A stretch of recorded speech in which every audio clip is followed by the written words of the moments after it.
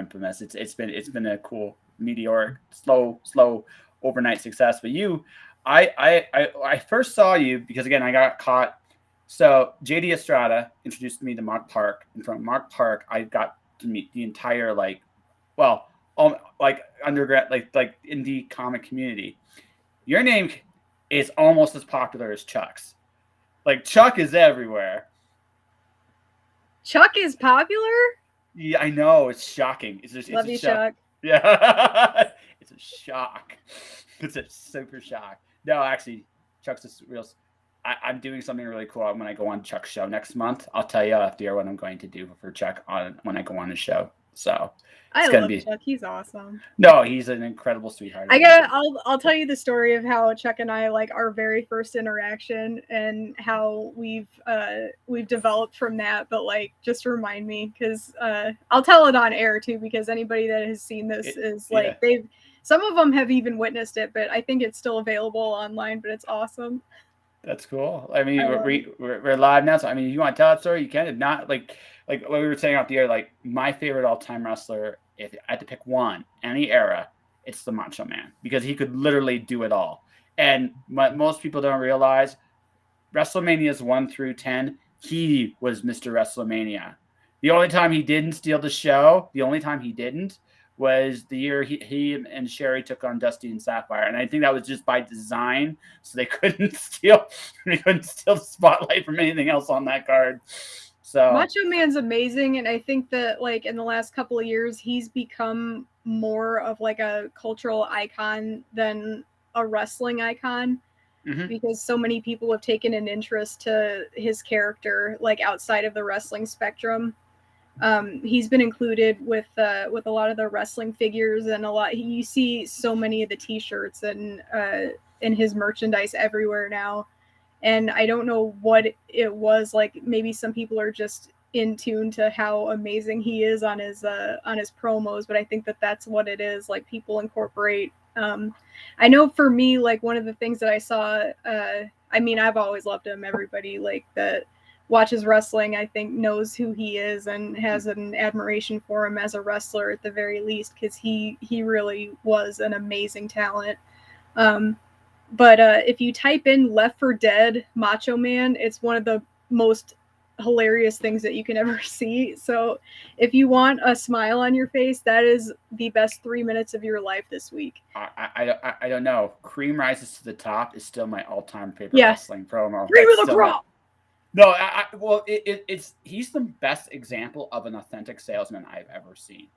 Because I'm serious. Because here's the thing about him: he wore this outlandish stuff. He was definitely his own cat. You could tell he definitely walked a little different than everybody else. That was part of his appeal. But the other thing was, he was a smart enough man to recognize who he was and who he wasn't, and he played up on that big time. He I think my favorite thing about that whole promo is, he actually was balancing on a creamer on his head. It fell, and he just went with it. And I'm just that is an amazing, it's probably, and again, back in that day, wrestlers made money at the gate. The people that came into the arena, not so much television deals, pay-per-view merch, not so much that. It was talking people into the building. He was one of the best at it. And the reason he was he was so authentic as a person. He's actually a master class in sales, whether people realize that or not. If you're talking about authentic, driven, wanting, charismatic, bring people to the building, make you believe in them, there are very few better than him. Very, very few. Yeah, he's I know that I lost my. Am I allowed to swear on this? You say whatever the hell you want. I lost my shit when I saw him in Spider-Man when they build him as Bonesaw McGraw. I was like, yes. I was like the Leonardo DiCaprio meme before that was a meme. Yes. That was amazing. Yeah, he was great in that. He was absolutely great in that. I thought they did a really good job of my favorite though was the interview he did. He's winning a 2 out of 3 fall match between Randy Savage and Bonesaw McGraw, right? So that's but that was again hilarious dude, but great in the ring. He was a decent high flyer. His ground game I think is a little underrated. I mean, but he could do it all, and that was what made him so awesome. And Although my favorite feud with him is actually with Diamond Dallas Page in WCW. Yes, it was so good. And like I was gonna say, that is one of the most underrated feuds ever. And a lot of people, when they think of him, they don't really think of his WCW days. And he did so much with his Diamond Dallas Page matches, and there are so many good ones. And even DDP was talking about like he called him on Thanksgiving one year, and he thanked him for a match, and like it just meant so much to Macho Man that he was talking about that one time. He was like, DDP called me up, and I've never had anybody call me up before and just thank me for something like that just out of the blue. And it was really awesome, just like the brotherhood, and it was really cool. Yeah, my favorite, although that is my favorite year of Savage Wrestling, because as Macho Madness NWO, my favorite thing, he would just play like he was completely out of control. He'd pile drive referees. He just did whatever he wanted to out there. Yeah, I don't think so much of that was playing. Macho Madness might have been a real thing. Oh, probably a little bit, I'm sure. But I mean, I like that year was probably Savage's best year of the 90s. Now, I think his best year of the 80s was the year he won the WWF Championship, the year he became champion. Like that whole run was really, really amazing all the way through. But I mean, WCW, like 1997 WCW run is incredibly underrated because he embraced being a heel, and he was good at it, like really, really, really good at it. It was like, wow, I forgot he could do that shit. You know? And he would still work with people that you know, like I guess he had told DDP that he was gonna make him look good out there, and for a vet to do that was not really something that was happening in WCW at the time. Like a lot of the vets were out there to make themselves look good, and they weren't really taking new talent or newer talent and giving them like a push. And for Macho Man to do that and be one of the really respected veterans to do that, that was a really big deal. And I think a lot of the boys were really looking up to him for doing that. Oh, he was great. Like Yeah. like he was great. Like he's one of my favorites. My favorite WCW stuff was DDP. WWF stuff. Okay, it's a toss up. His stuff with DiBiase and Macho King Randy Savage was also amazing. Just so really, really incredible just to watch. Like again, he was great. Like he was like any era you could find something he did that was really, really good. Which now people know is the meme where he's got his crown and he's on the throne just nodding with his glasses. So that's right. A lot of you probably know what the meme is of Macho Man. If you haven't seen wrestling before, you're probably already familiar with it. That's right. That's right. That all said, like that's my favorite. Like for you, you became a wrestler. I mean, you loved it enough to actually decide that you would try it at the very least. So yeah, who was so what was the match? Like who was the character? What said I can do this? It was WCW. It wasn't one real match. It was just WCW, and they had all of these guys in there, but I didn't really see a lot of women wrestlers. I saw managers. They had managers, but I didn't see a lot that were like me at all. Because I mean, I loved Sting. Sting was amazing, but because I didn't really see myself reflected in anybody, I was like, well, if the guys could do it, I know I can. I wasn't really like growing up. I didn't like I didn't really let like a limitation stop me from being a chick. I was just like, well, if a guy can do it, I'm sure that I can too. Except for P standing up, I guess. Yeah, sure, like if I wanted to play basketball, I played basketball because I love the Bulls. Like before wrestling, it was the Bulls for me, and so I played basketball with the guys. I played sports. I was really big into just playing with my friends were guys usually. I didn't really spend a whole bunch of time with the girls because they didn't really like pro wrestling or the same things that I did. So I would just hang out with them, and I mean they're usually like pretty laid back and didn't really care that I liked wrestling or any of that. So no, that's fair. That's fair. So you just athletics was your first love then, like in general. I mean, kind of. I'd say really entertainment was. I mean, when you see the Bulls, they did the starting lineup and the lights and all that. So, sports and athletics and entertainment, yeah. Um, So 90s for you. So that would be, so you got to see the tail end of the Bulls dynasty then. Like that yeah, was I saw the second part of it. Um, yeah. I didn't get to see the first part of the three-peat, unfortunately. I joined in a little bit late, but I'm from Chicago. Like I was born and raised, and so it was always like a really big thing. Like I got to go to Grant Park and see the like the ceremony and be part of the last part what they did. And then when they had the last dance, when they showed that documentary, like that was such a cool thing because I remember a lot of that. Like I think I was like 10 or 11 when a lot of that was happening.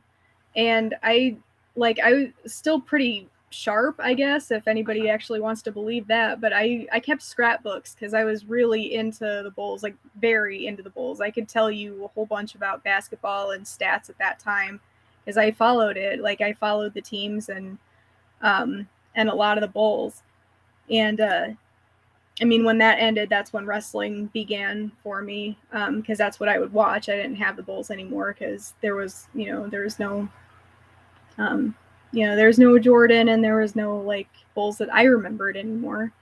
No. Um, but yeah, so at the time, I was like, when I was following this, I was like, I remember that stuff, not just the games, but I remember what was going on because in the '90s and in Illinois, this was like all the media did was they covered the Bulls. So this was a Mm-hmm. huge thing in the 90s and I don't think that a lot of people that weren't there really fully understand this was the Bulls weren't just like an Illinois team where you just kind of see this small article on the internet like back in the day. Like this was everywhere. Like everyone Mm-hmm. from every state was a Bulls fan.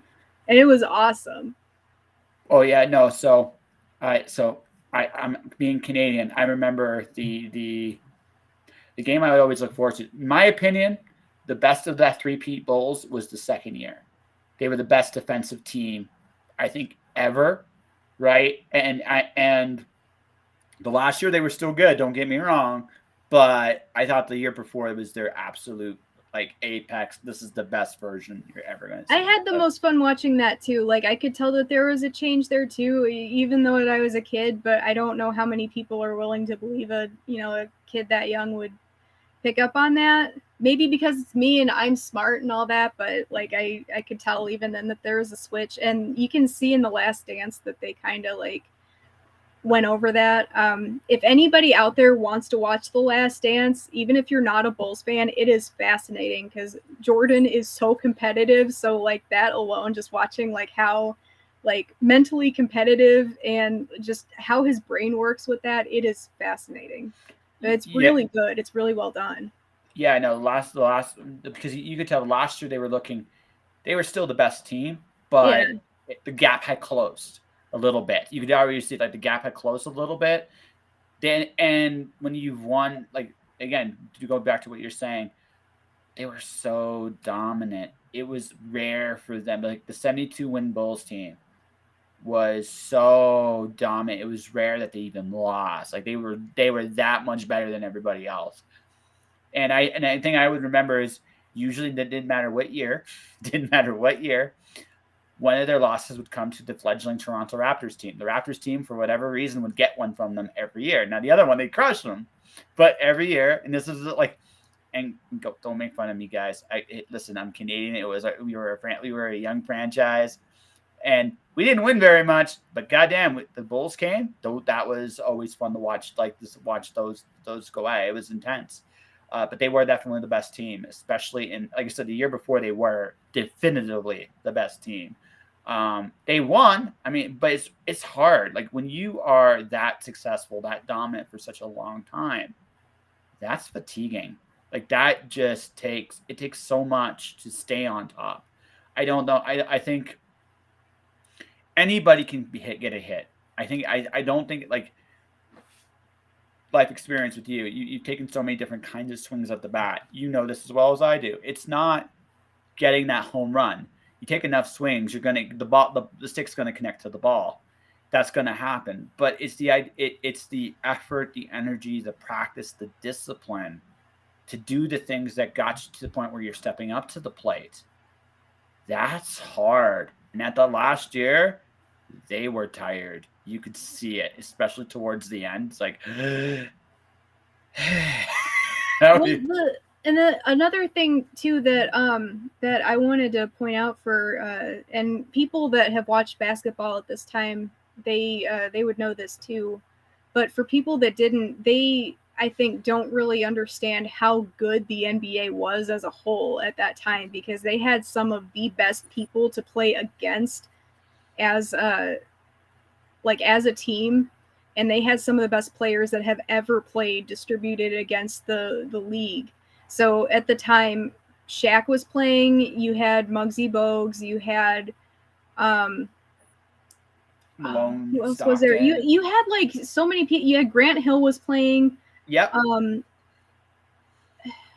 You was Allen Iverson playing at that time? Yes. Toward the last year Shaq was coming into his prime. So was Iverson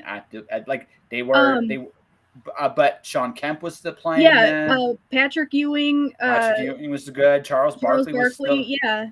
Right, and then okay, Karl Malone and John Stockton, any other era would have won at least one of those championships. Oh, yeah, absolutely, because they were a phenomenal team. But like if you took them away from that era, yeah, they would have stood out. But against the Bulls, it kind of paled in comparison a little bit, just because they were that good. And I think that the Bulls outshone so many of the players just because they were that good. Now, if you took the NBA then and put it anywhere else, it would be phenomenal. So there were so many good games back then, and it's we were all spoiled back then by how good the league was.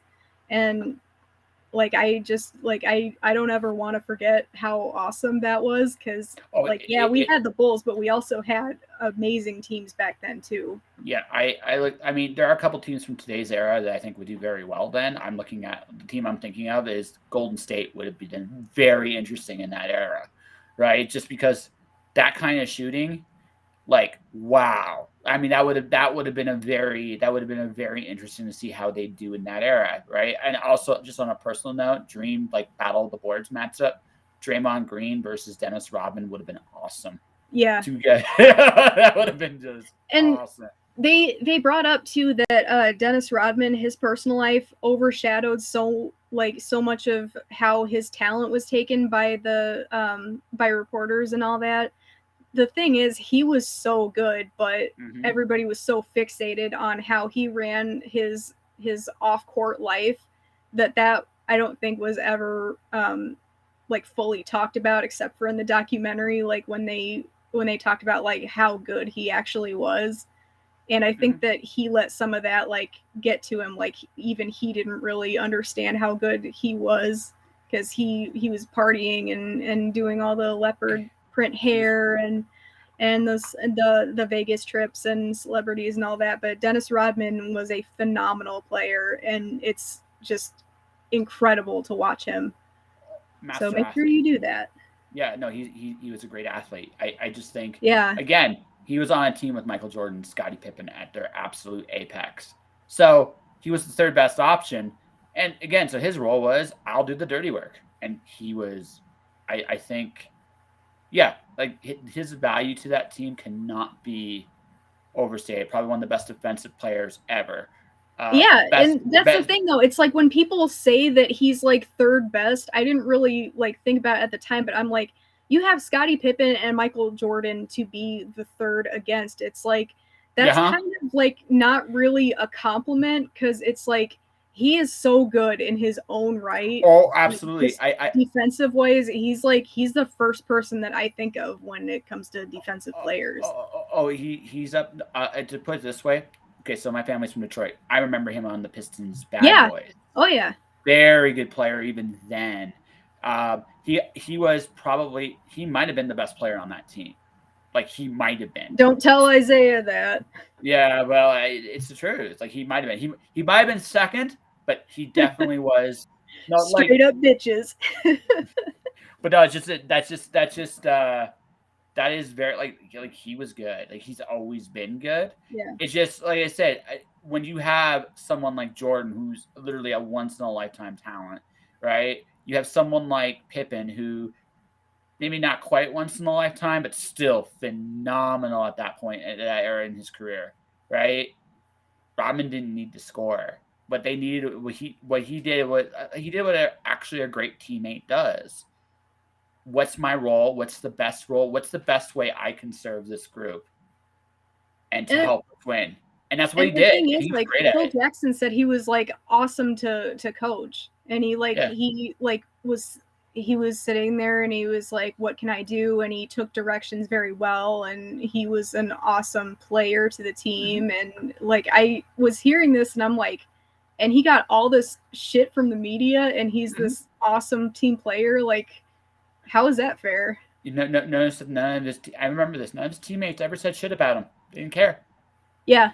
That they didn't care what he did, like, because they knew it's like they knew what he did. Like the thing about the media, and this is like the thing about the media even today. The media is very loud, but the media is also very, very good at saying absolutely nothing. And once you realize that, you just like, well, this is fiction. And I mean, it can be entertaining fiction, but it's, at the end of the day, it's still fiction. Like, they're still telling a story on television. And so when you look at it like that, you just realize that in a lot of these locker rooms and a lot of these places, players keep it to themselves, and they know, like, you just know, like again, when you were performing in the ring, you knew how good somebody was on the other side after you locked up with them. You just knew. Didn't matter what the crowd thought. It's like, you know how good this person is because of what they're doing in the ring and how they're taking care of you and themselves. And that's the real measurement of how good a wrestler is. Can you make your stuff look good? Yeah, right. Yes. Can you tell a great story in the ring? Yes. And do I feel like, am I working hard with you? If the answer is I'm not working hard to make this good, then we're on to something really good here, right? So you just know, like you work with somebody, you're with somebody, you know how good they really are. Well, I think a lot of it too is you don't want to come off as unprofessional either. Like, you could know how a person is in their real life, and good or bad, you don't want to come off as unprofessional by talking a certain way.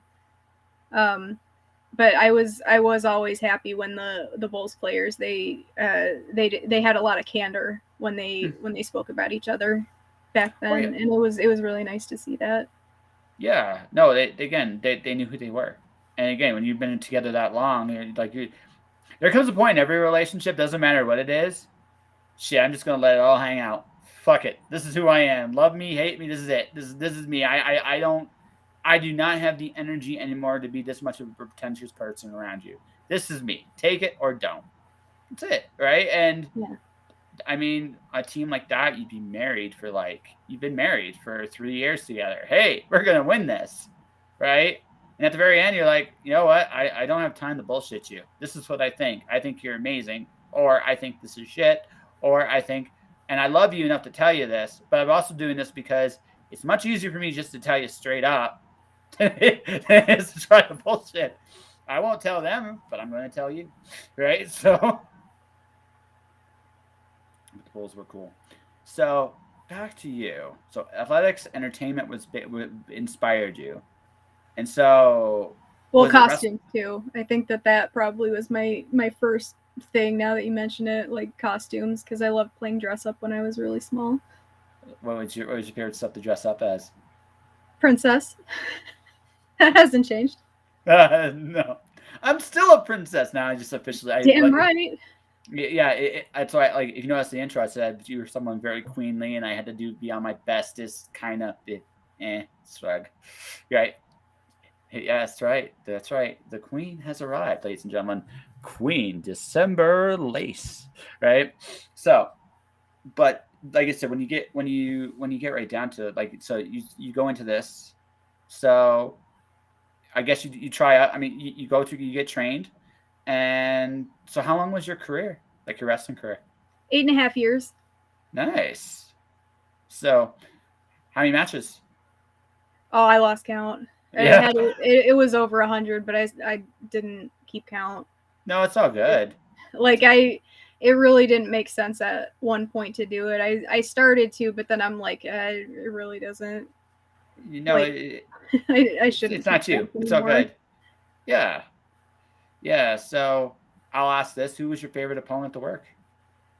Uh, like I have a couple. Like they're good in different ways. Like um, a few brought different things that I loved so much that I couldn't repeat with anybody else. So it's like it's different. So it's like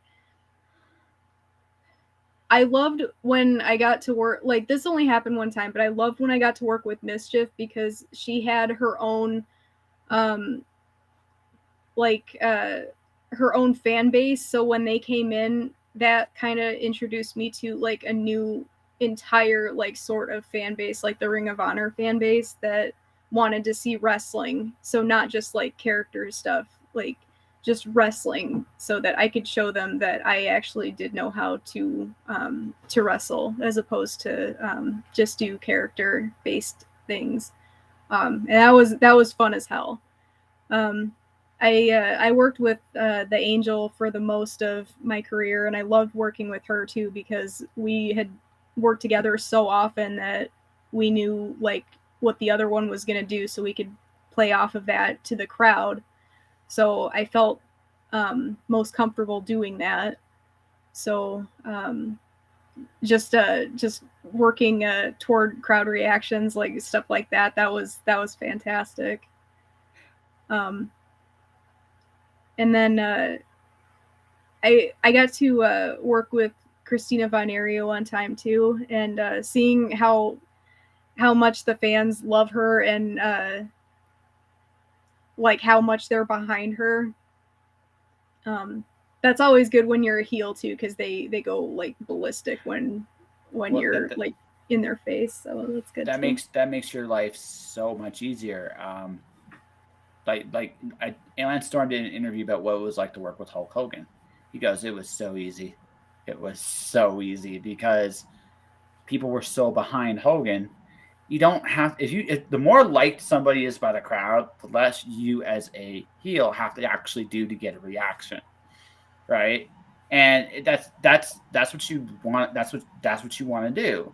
You want somebody that the crowd can get behind, whether they win or they lose. I mean, that all depends on a lot of other factors, but that's not the point. The point is you tell a story. I'm going to wrestle a popular wrestler. I'm going to make them look really good. Then I'm going to cheat somehow, some way.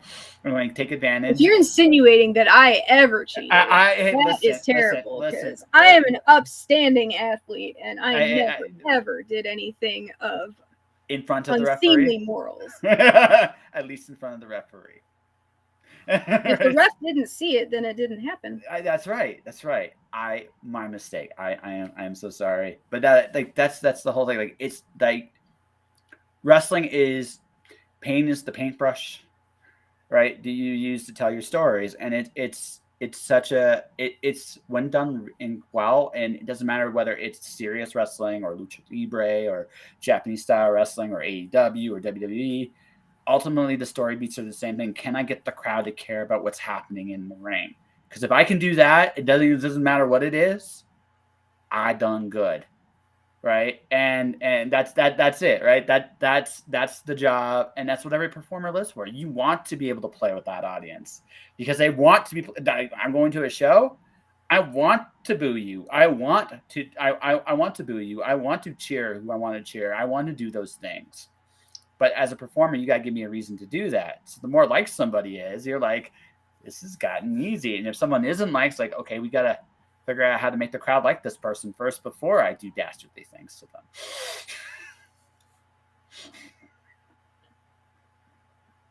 Am I right, or am I on something, or am I on something? I mean, every time I walked out the door, people just started hating me. So I have no idea what you're talking about when people like you. Yeah. You know, I'm sorry. You should be. I'm sorry. I feel like I brought up an old wound. I'm sorry, Your Majesty. Forgive me. And I don't know why they didn't like me. I don't know. So in all seriousness, for just 1 second, did you enjoy being a heel more? I'm assuming. Oh yeah. Yeah.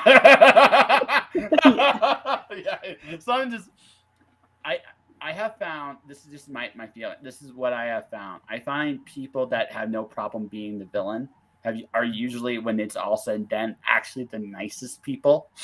Right? They look scary and tough. I can neither confirm nor deny this. Because if I do, then people will start thinking things about me that might not be true and might damage all of the work that I've done over the years. Yeah, I'm sorry. I'm just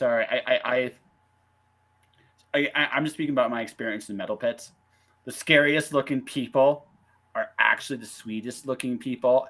The only thing that took a little bit wrapping my head around, just a little bit, was they like skull, like some of them prefer skulls to other forms of like tokens, gestures of friendship, and that I still somehow like. I get why, I think, on one hand, but on the other hand, it's just like, okay, it's that those a little took some getting used to.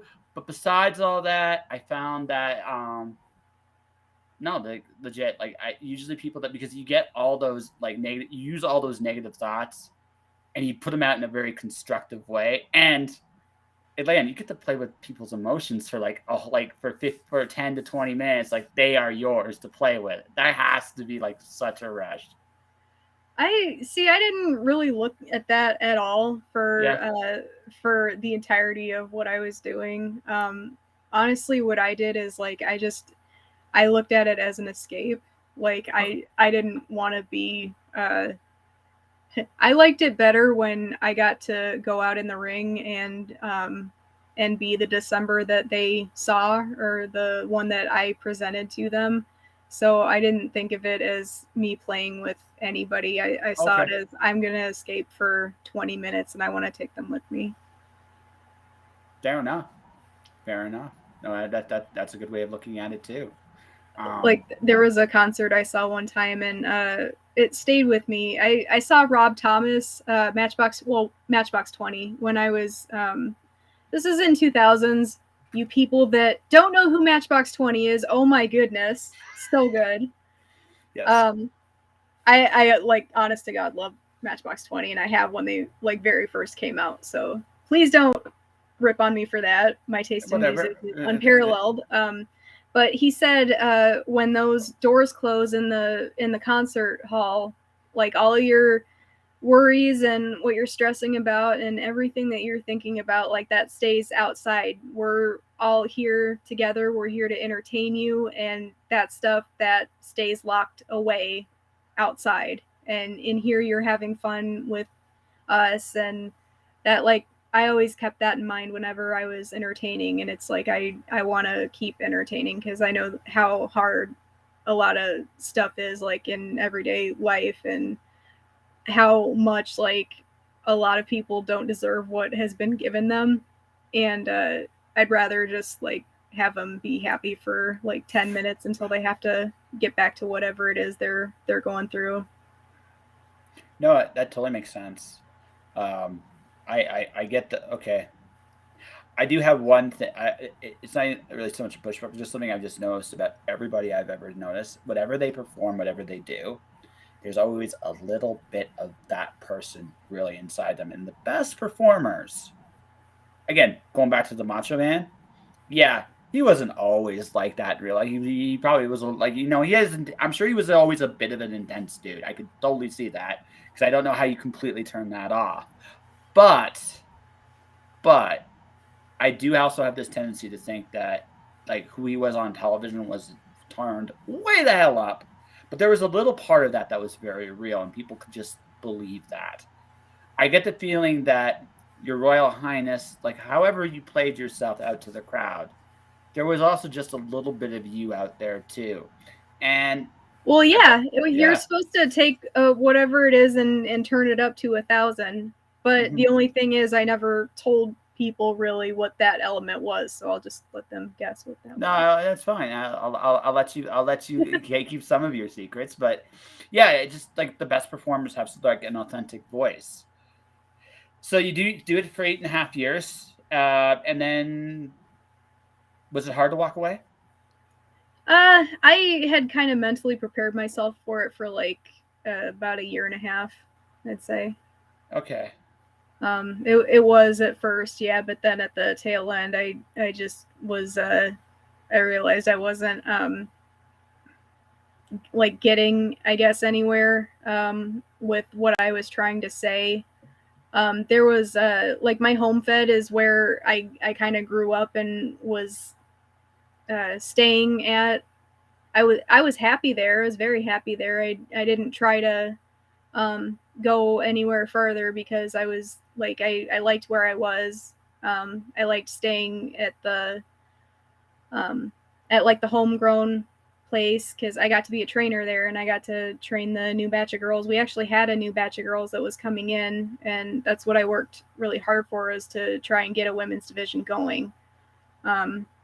At the time, like when I started, it was pretty much just me, and like I just wanted there to be like a big enough class where I could train other ladies.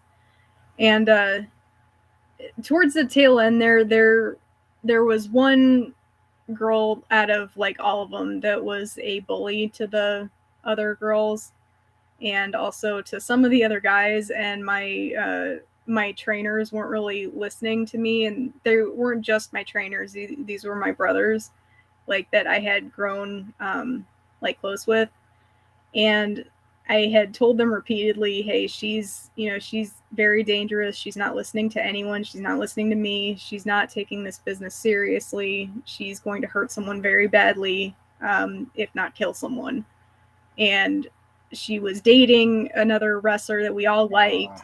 But so in order to appease the other wrestler, they decided to keep her on because his happiness is more important than my ability to walk. So I just left. That's fair. That's fair. I just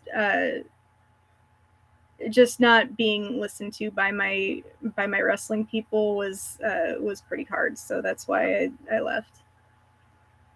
I'm sorry. It's nothing that you did. It's nothing No. the fans did, and I haven't like really said anything about it until now. So hopefully the fans understand that. So it's nothing that they did. There was one time where I was filming one of my friend's matches where she was wrestling this person, and I was too far away, but she almost blew out my friend's back like right in front of me, and I was too far away to do anything about it. So it's like, if she wasn't correctly trained, my friend could have just been seriously hurt, like to the point where she can't work again ever. And the thing is, like, when people think of indie wrestlers, they're not really thinking like we have outside things that we do all the time. So like we have families, we have like some of us have jobs, and like not sit down jobs, but like really rigorous physical jobs that we have to do. And if she got hurt in a bad way, like she can't do any of that. Like she's really screwed. Like, even wrestlers on a top scale, if they get hurt, like these are characters that you might see on TV that you think about like, oh, that sucks that they got hurt and they can't wrestle anymore. It's like, no, their life is like screwed, because a lot of them, they don't know what else to do. Like wrestling for them was like the only choice that they had ever, and they're not going to know what to do when they come out of it. So this was this I was like, I'm not going to be around when she messes somebody up, and I'm not doing it. And so thankfully my friend was okay, and I made them very well aware, like, this person is gonna mess somebody up. I'm not gonna be around for it. But me and my wrestling people are okay now. Like I talked about it to them after I walked away. Like we're still really good friends. Like we still talk. Like it took a couple of months, but we're on really good terms now. They're not in they went they folded like 6 months later. But they know that she's not a good person to keep around. And now some would theorize like I could do more good in the company by staying there. But I did what I could to stick up for the rookies, and then I just let them know, like, talk to your trainers, like I really can't do anything else here. And I probably should have stayed at least actively wrestling, even though I couldn't do it at my home fed. But at the time, it's like, I don't want to be anywhere else. This is my home. This is where I'm happy. And I started here. It's like, I just kind of want to end here. However, with AEW coming and making such a good impact on everything, like, I actually really love wrestling again. Like, seeing that every week. I am like, just watching that on TV, I kid you not, I'm like this close to just going back to training just so I can work there. Because that just looks like such a fun time. Well, no. I am that happy, like, seeing that. I kid you not. Like, that just reminds me of WCW, and seeing that, I get so happy again. Actually, it's better than WCW was, and I'll tell you why I think that. Yeah, it's got Shivani. I think the biggest thing. I love Shivani. I love Shivani definitely, like, some of the characters they're using in there, like Arn Anderson, Tully Blanchard, Sting. My God, that boy is having some fun. Like, yeah, and they're using him the right way in the sense because he shouldn't wrestle every night, and he's not. But when he does wrestle, it feels special, and he never needs to. I secretly hope they'll give Sting and Darby a tag team title shot. I want to see that. They don't need to win, but I think that would be a really cool, like, moment. Have Sting and Darby wrestle for the tag titles. I would love it to be the Lucha Brothers, but actually, who I really want to see them do that with is Santana and Ortiz. I think Santana and Ortiz are like the best team there, and I would love to. I think that would be a neat little dynamic. But I'm gonna go back to you, then we'll talk about AEW for a little bit. It sounds to me, and this is what I feel like with you. You sought wrestling and you found a family there. Is that accurate? Yeah. But it's like I always loved wrestling. It's like I loved it, but there's not a lot of people that when they do it, not everybody does.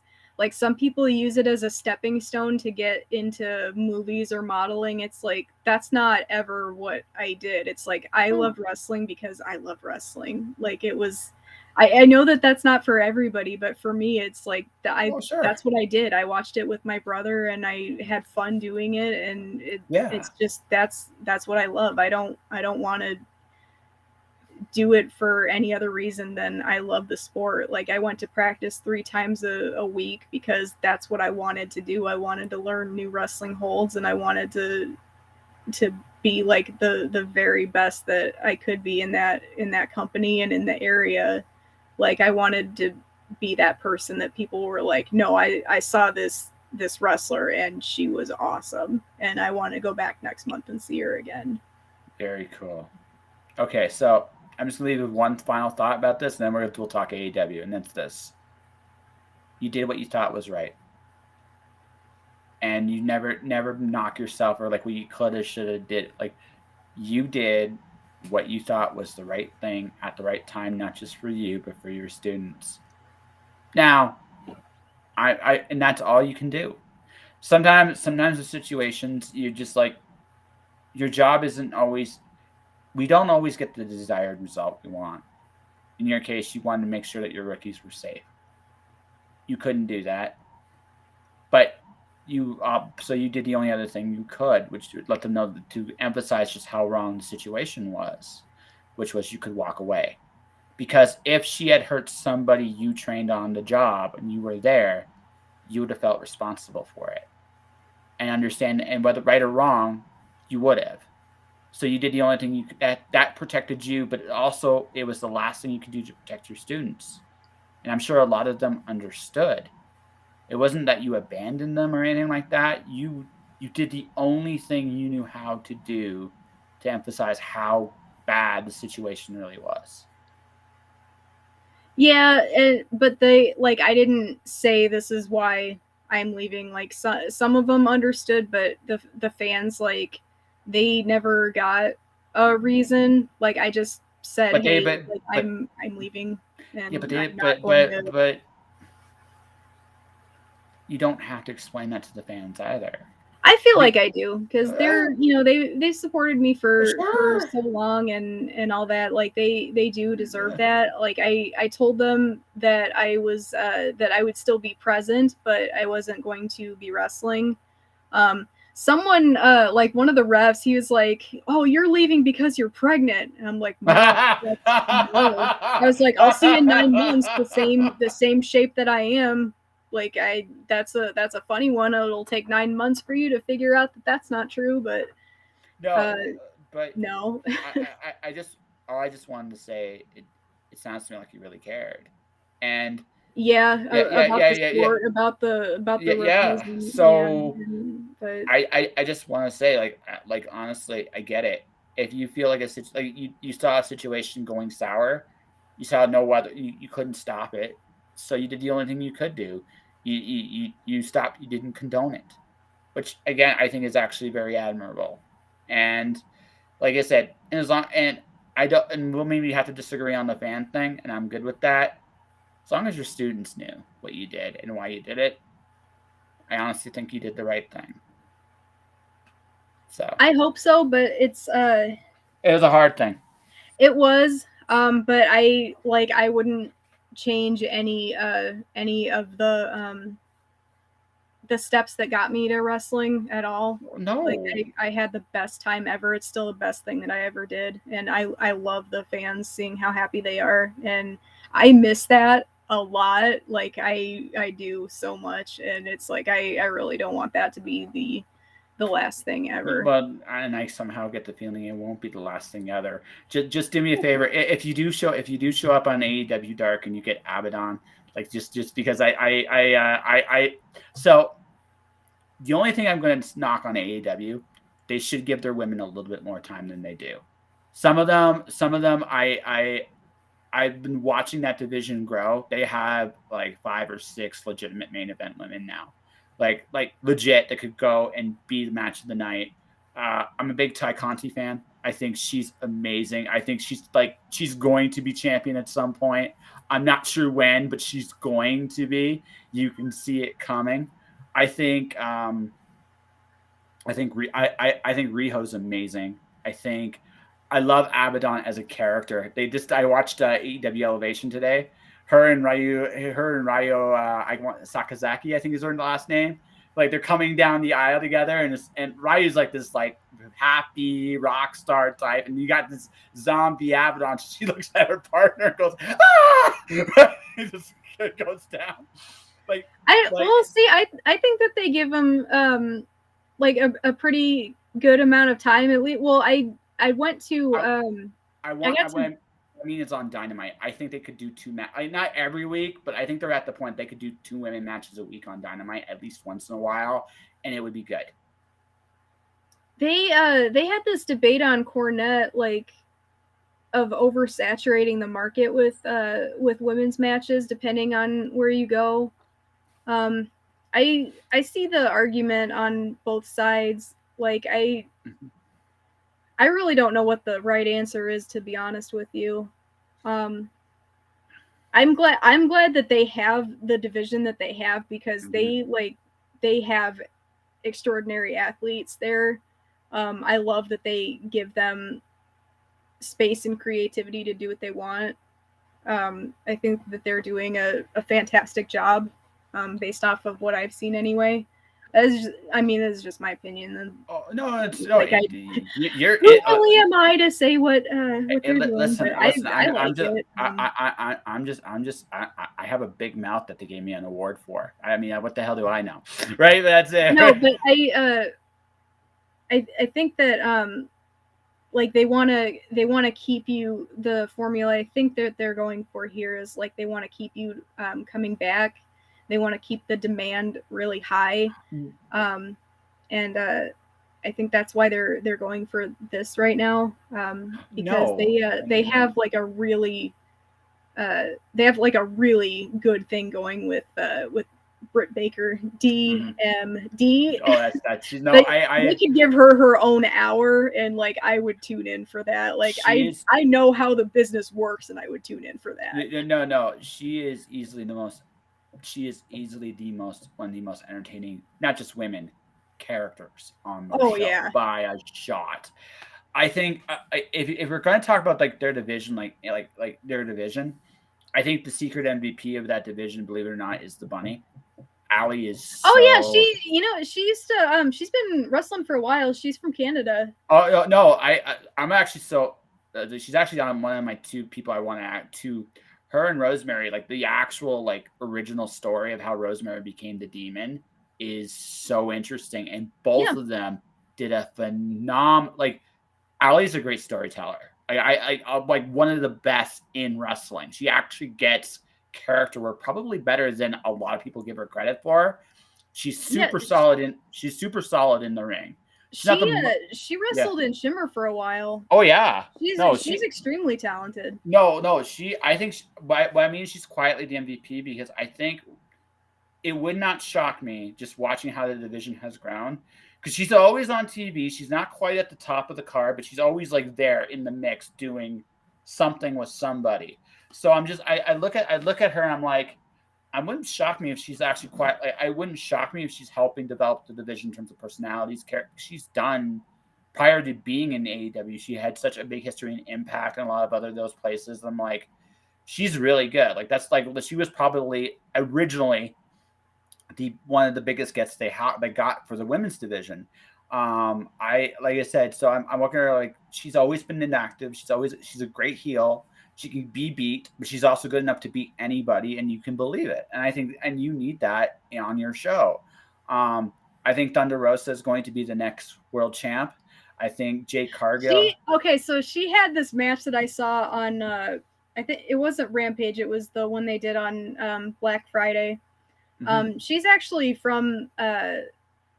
She's from California, but she came to Chicago to do a few shows because she wrestled at Galley Lucha for a little bit. Mm-hmm. She, like, to me, it's like she had the best match or the one that stuck with me the most anyway. I got to meet her at Galley I think 2 years ago or something like that. But anyway, fantastic wrestler. She I told my buddies that I went to that night, I was like, I would come out of retirement just so I could wrestle her. She is like, she gets it. Mm-hmm. Fucking awesome wrestler. Holy shit. But then again, I said that like when I met her, I was like sitting there watching and I was like, man, and this was like probably 2 years after I retired or something, but I was like, shit, I'd just call the people in the back and go, hey, I have my gear in the car. Can we wrestle real quick? Yeah, no, she's cool as hell. No, she reminds me of the old school Road Warriors in the sense that she comes down, she's going to kick somebody's ass, and it's believable. Her intensity in the ring is unmatched by anybody else in that division. I love Ruby Soho. I love watching where she's evolving to. Chris Statlander is going to be a world champion someday. You can see it. Right, she might be the woman to dethrone. I think Jade Cargill is going to win TBS championship. I think it's going to be Cargill, but I think the woman that will dethrone her is going to be Statlander. Is what I think. That's what I would be building to there. But I mean, their division's just amazing. Like you got Riho, you got Emi Sakura makes me crack up every time I watch her wrestle. She's like, again, another really underrated, great character. What AEW does very well, like moving outside of women, I was thinking about it this day. AEW legitimately has 20 people you can put into the main event on the card with men, and you'd believe it. You would absolutely believe it. Their tag division is super stacked. I mean, top to bottom. I mentioned Santana Ortiz, Lucha Brothers, Young Bucks just had a great run. You have FTR. The Acclaim make me laugh so hard. They make me laugh so hard. Very entertaining team. They have. The thing is, they're actually backing a tag team movement too, which is something that you don't really see on WWE. It's like they would get hot on it for like 5 minutes and then they'll just drop it, which really sucks because tag team wrestling is fantastic and there's a huge market for it. But then it's like they don't really do anything with it. Like after that 5 minutes is up, like they'll get really behind it and then they won't do anything with it. Whereas back in the day, like WCW, they would stand behind that. And then I'm seeing it with AEW where it's like they're solidly behind their tag team division. And I love when they like stick with that. It's like we have a tag team like spread here and we're going to get behind this and we're going to cultivate it and we're going to keep going with it. And it's like I don't see that ending in the future, whereas like WWE will stick two random people together, see if it works, and then like it'll dissipate within a couple months after they've built up a couple of other tag teams with the intention of keeping them together, but then they'll just have them together and then there's no like, I mean, they'll keep them together just to keep them together. There's not really a thing there. Or if people work together well by accident, then they'll go with it like it was meant to be that way in the first place, like they're geniuses. And it's like, no, it doesn't really happen like that. So you get really lucky sometimes. WWE, I still remember the 80s WWF tag team divisions, which was incredible. That was an incredible division.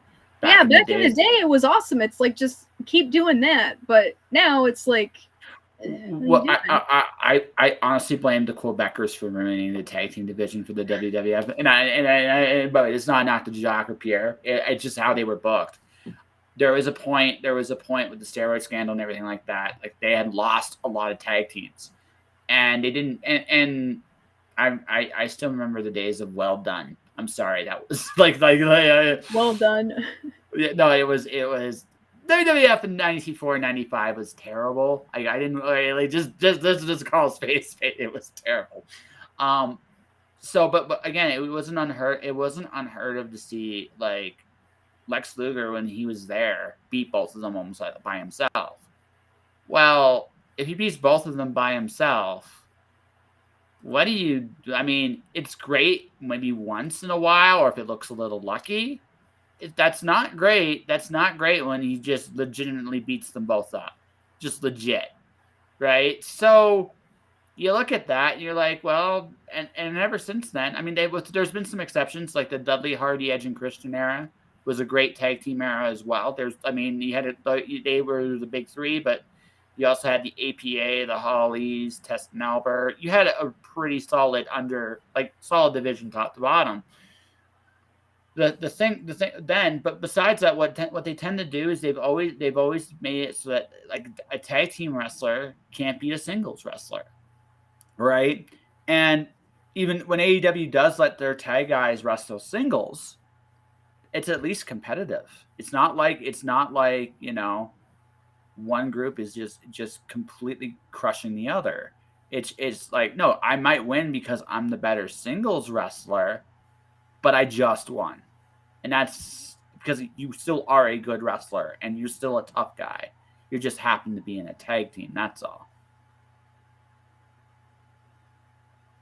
I think that, like, I haven't thought of what you just brought up in a while. Like, they won't let a, one part of the tag team win against a singles competitor. Like, I really hadn't thought of that much. And now that you've mentioned it, I'm like, yeah, that's the problem. Blowing my mind right now. Yeah, but that's the problem, right? Yeah. Right? Like, the exception, there are a couple notable exceptions. The Hardys and Edge and Christian are two exceptions to that. The New Day is an exception to this. Yeah. That's okay. And you can make the case they finally did it last year with the Usos with Jey Uso, who, by the way, I will say though, the New Day technically is not a tag team; they're a faction. because yes, three of them. yeah, but let's be real. They've been in tag team they were a tag team for a very long time. They were, yeah. And and then one of them was out of action for a while, so then they were a tag team. So, but they technically were a faction, but were used as a tag team for a while. Yeah. But I think that they would use them in any capacity because they were pushing them like really hardcore for a long time. Yes. Yeah. And the thing is, but again, like if you sit there and think about that, okay, and let's compare it. Okay, I've seen Nick Jackson wrestle Bryan Danielson. Yeah, Nick lost, but it was competitive. Even Evil Uno versus Bryan Danielson, that actually was a little bit competitive. It wasn't like Bryan just steamrolled him. Bryan was a dick. That's because right. I think it's hilarious that he can turn the crowd like that. Like that's really genius. But it's not like, but again, if or Dax Harwood, like when he wrestles one on one, it doesn't feel out of place that Pac struggled to beat him because they treat their tag team wrestlers like they're bona fide, legitimate threats as singles wrestlers. So if you do that, your tag division's strong. It's not a demotion in AEW to go to a tag team. You're in a team. Cool. What can we do with that? Yeah, right? And I think that you're right too when you said like a demotion. Yeah. Like it was for a long time, I guess perceived. Well, it kind of still is, but it's like it's never seen as that like anywhere else but in that one company. Yeah. And like that kind of sucks because it's like if you go to like anywhere else and they put you in a tag team, they're like, we're gonna put a lot of thought behind this because we're putting we're putting creativity behind this so that you guys can make this match happen with two other people that usually have creativity behind them already. Mm-hmm. Well, like that again, it's all in perception. Like if I want to make my tag division mean something, I'm gonna have maybe they don't always win singles matches. Okay, that makes sense. They're used to being a tag team. There's a logistical reason why that would be the case sometimes. But they should still. I'm a tag team champion. I'm at the top of another division. I'm still good, right? I'm still good. I should still. So maybe at about the 8-9 minute mark of a match, I'm running a little low on gas because I'm used to the tag. So now I have to struggle and come back on my own. Like I said, there's like little psychological things you could tell a story with there, and it's believable if they lose. Or fuck it, I'm in great shape. You're in great shape. Let's just have a great match. You win because you got more experience, but I'm going to give it to you for 15 minutes. Right? Some people even like if you're going into storytelling mode, some people even see it as like, I can't do this on my own. I'm going to need to employ the services of someone else. So I'm going to take this person and go, hey, I'm not going to be like, let's be honest, you don't want to carry all the weight. Neither do I. Let's just form a union and we can win easier this way. Perhaps employ a manager, and then that way they can help us get more wins. Just if you want to go demonic. Yes. Now, like, there's one way you can do it. There's another way of like, hey, we're brothers. We can come in here and kick everybody's ass. That's how I started with the Heisman brothers, but that's another thing. You can go in like, this is my crew. We're gonna stomp the yard, and if I get into trouble later on down the line, my crew has my back. Mm-hmm. That's another way that you can look at it. There's like so many different ways that you can approach that, and not all of them have to be face level. No. But just randomly throwing people together for a tag team, it's just like, when they're already like singles competitors that we've seen every week, it's like, oh, come on, you guys. Like, no. The last great accident was, there's been two for WWE lately. RK Bro that's surprisingly okay, right? Randy Orton being the curmudgeonly old dude with the young whippersnapper has actually been kind of fun to watch. But the other one that I think of in the last like 4 years, Rusev Day. Like that shouldn't have worked as well as it did, but it did. And I there's a little part of me that goes, why didn't you take advantage of this? Rusev was so over, and you had the best hype man in wrestling beside him. Yeah, I mean, they kind of dropped the ball pretty bad with Rusev, and now we get to see him on AEW, and it's like I'm all about that. So Miro he actually reminds me of he's an old school heel with like, he reminds me a little bit of like the superstar Billy Graham-esque style, like a little bit. He's a little bit of that.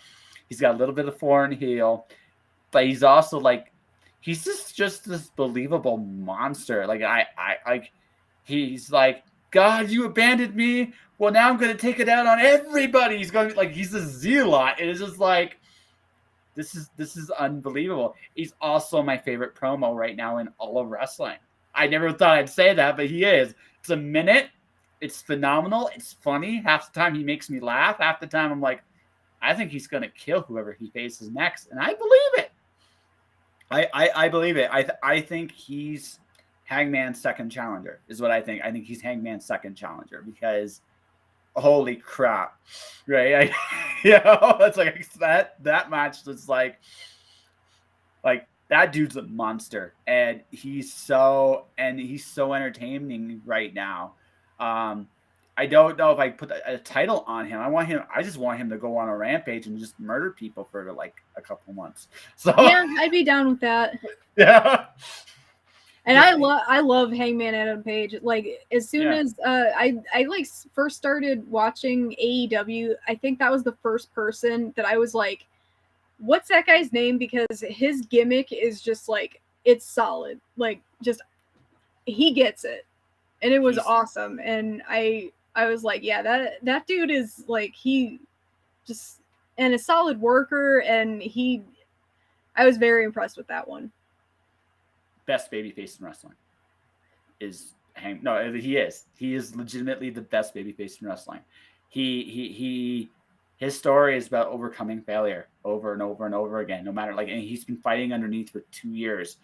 Such intricate little storyline, like storytelling right there. It was just so good. To me, the best babyface story is MJF, but MJF's he's going to be the one to dethrone Paige. No, he's legitimately going to be the one to dethrone Paige. He's the next champ. It's going to be MJF. That match him and Darby had was so good. Was so good. Right? Total character work. And you forget how good MJF is actually in the ring. And then you see a match like he just had with Darby, and you're like, wow, you're good. I mean, he had to be called Needle Dick in front of like 50,000 people, so he had to withstand that. He did. He really did. I can't wait. They're slowly turning Wardlow babyface. It's been fun to watch how they've been doing it. It's been very subtle, but it's been like, yep, this is gonna happen next year, and I can't wait because that's gonna be great. Like he came out every time every time now he comes out with a microphone, his scarf, and this look of confusion, entitlement, and like just looking down on people in general. Mm-hmm. It's always the same blend, and I'm there for it. Yeah. My favorite moment for MJF is when for 1 minute he was a babyface, and he got cheered, and he just could not help himself. He basked in it like an arrogant prick before he got dropped by the Inner Circle. It was beautiful because it was just like, it was perfect for where he was at the time. It was a chef's kiss. It was like he heard the noise. He wanted to fight it, but it was so deafening that he just could not help but for 1 moment revel in it. Pays for it big time. Like, it's like so beautiful. Like, I just again, where AEW, like AEW, I have enough faith as a company that their long-term storyline is going to, their long-term story stuff is going to pay off. They've also been building other stars. Like my guess is the next two champions are going to be MJF, and the guy that's going to dethrone him is Jungle Boy.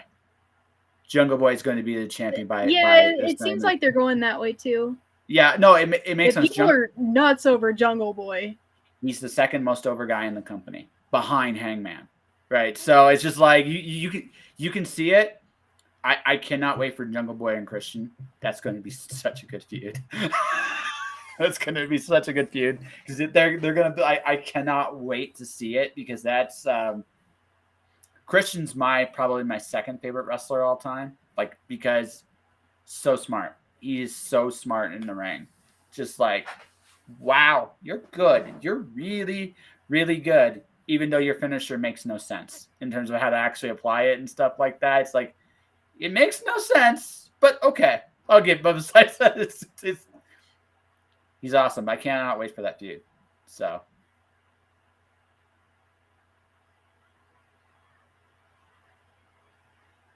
She's thinking.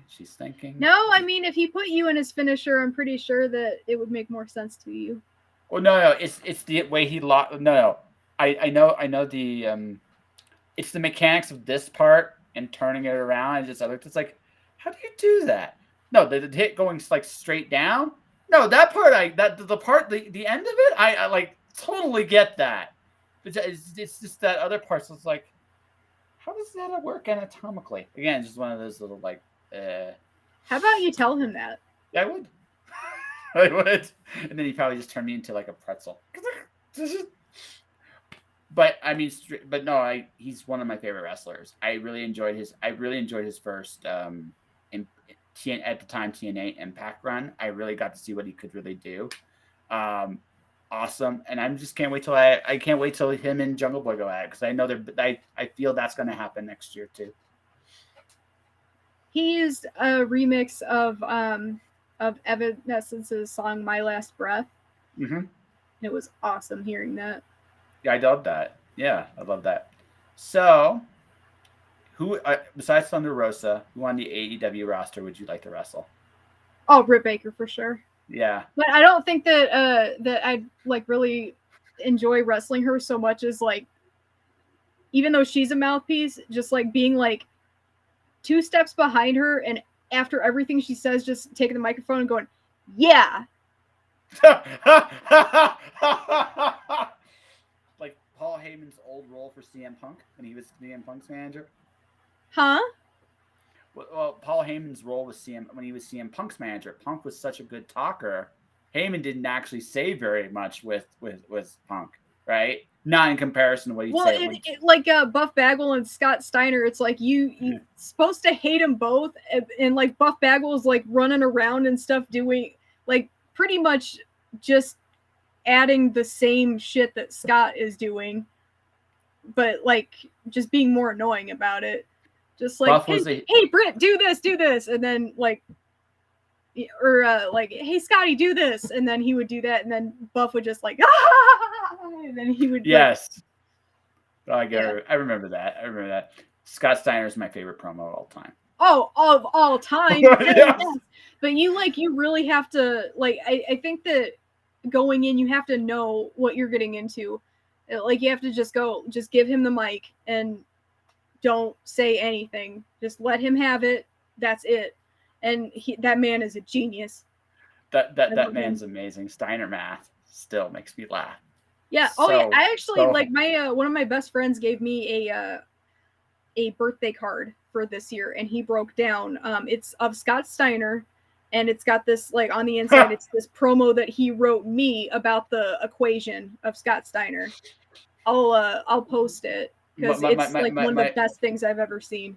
My favorite thing about that whole promo was Petey Williams' reaction to it as it was happening. Because Petey got lost. You can see it's like, and trying not to laugh at the same time. It was a combination. It was like, I don't know where you're going. This is hilarious, but if I laugh, I ruin it. This is hard. So hard. And it was, I just, yeah, that even before Scott Steiner I always loved him when he worked with Samoa Joe. Those Yeah. two always delivered. Hailing from Dunkin' Donuts. Yes. But they delivered in the ring too. Like Yeah. I still remember when they first fought. The crowd was like, if there's a count out loss, we're rioting. We want to see somebody win here. We don't care. And Scott Steiner made a lot of stars and Impact TNA. Like he really did. Like his run there, I think, is underrated because he worked with everybody. He lost to everybody and was entertaining the whole time. Like I never felt cheated out of whatever Scott Steiner did in Impact. Now it wasn't always the greatest stuff because Impact had some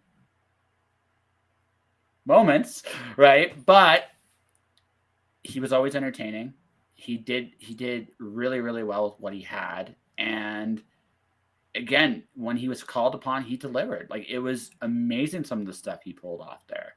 You gotta understand, like when Scott Steiner like hit the ring or was walking to the ring, that was like the greatest part of TNA usually, because I just knew that like some shit was going down.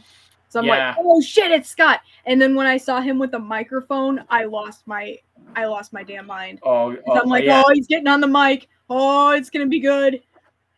And he never disappointed. No, that's because again, and I get for some people he's in a bit of an acquired taste, but if you just get it's like, dude's just being himself and he's having fun. Just go with it. It's fun. And like I couldn't. It became hard to boo that man because it's just like I'm just like he was a modern day Rick Rude. Ravishing Rick Rude now, and I listen to his old stuff, it makes me smile because that's like you're a cocky prick, but you know it, and it's fun. You're having fun with it. Steiner took that to another level, and it was like same shit. It's just like okay. That shit. Have you heard Scott Steiner versus the English language? Yes. I figured you have. It's like anybody listening out there, this is amazing. It is a compilation of Scott Steiner's arguably greatest moments on the microphone, and it should be heard by everyone, not just wrestling fans. No, it's phenomenal. It truly is. It's just you cannot help but walk away with a smile on your face. There are subtitles. Sometimes. Yeah, sometimes there are subtitles.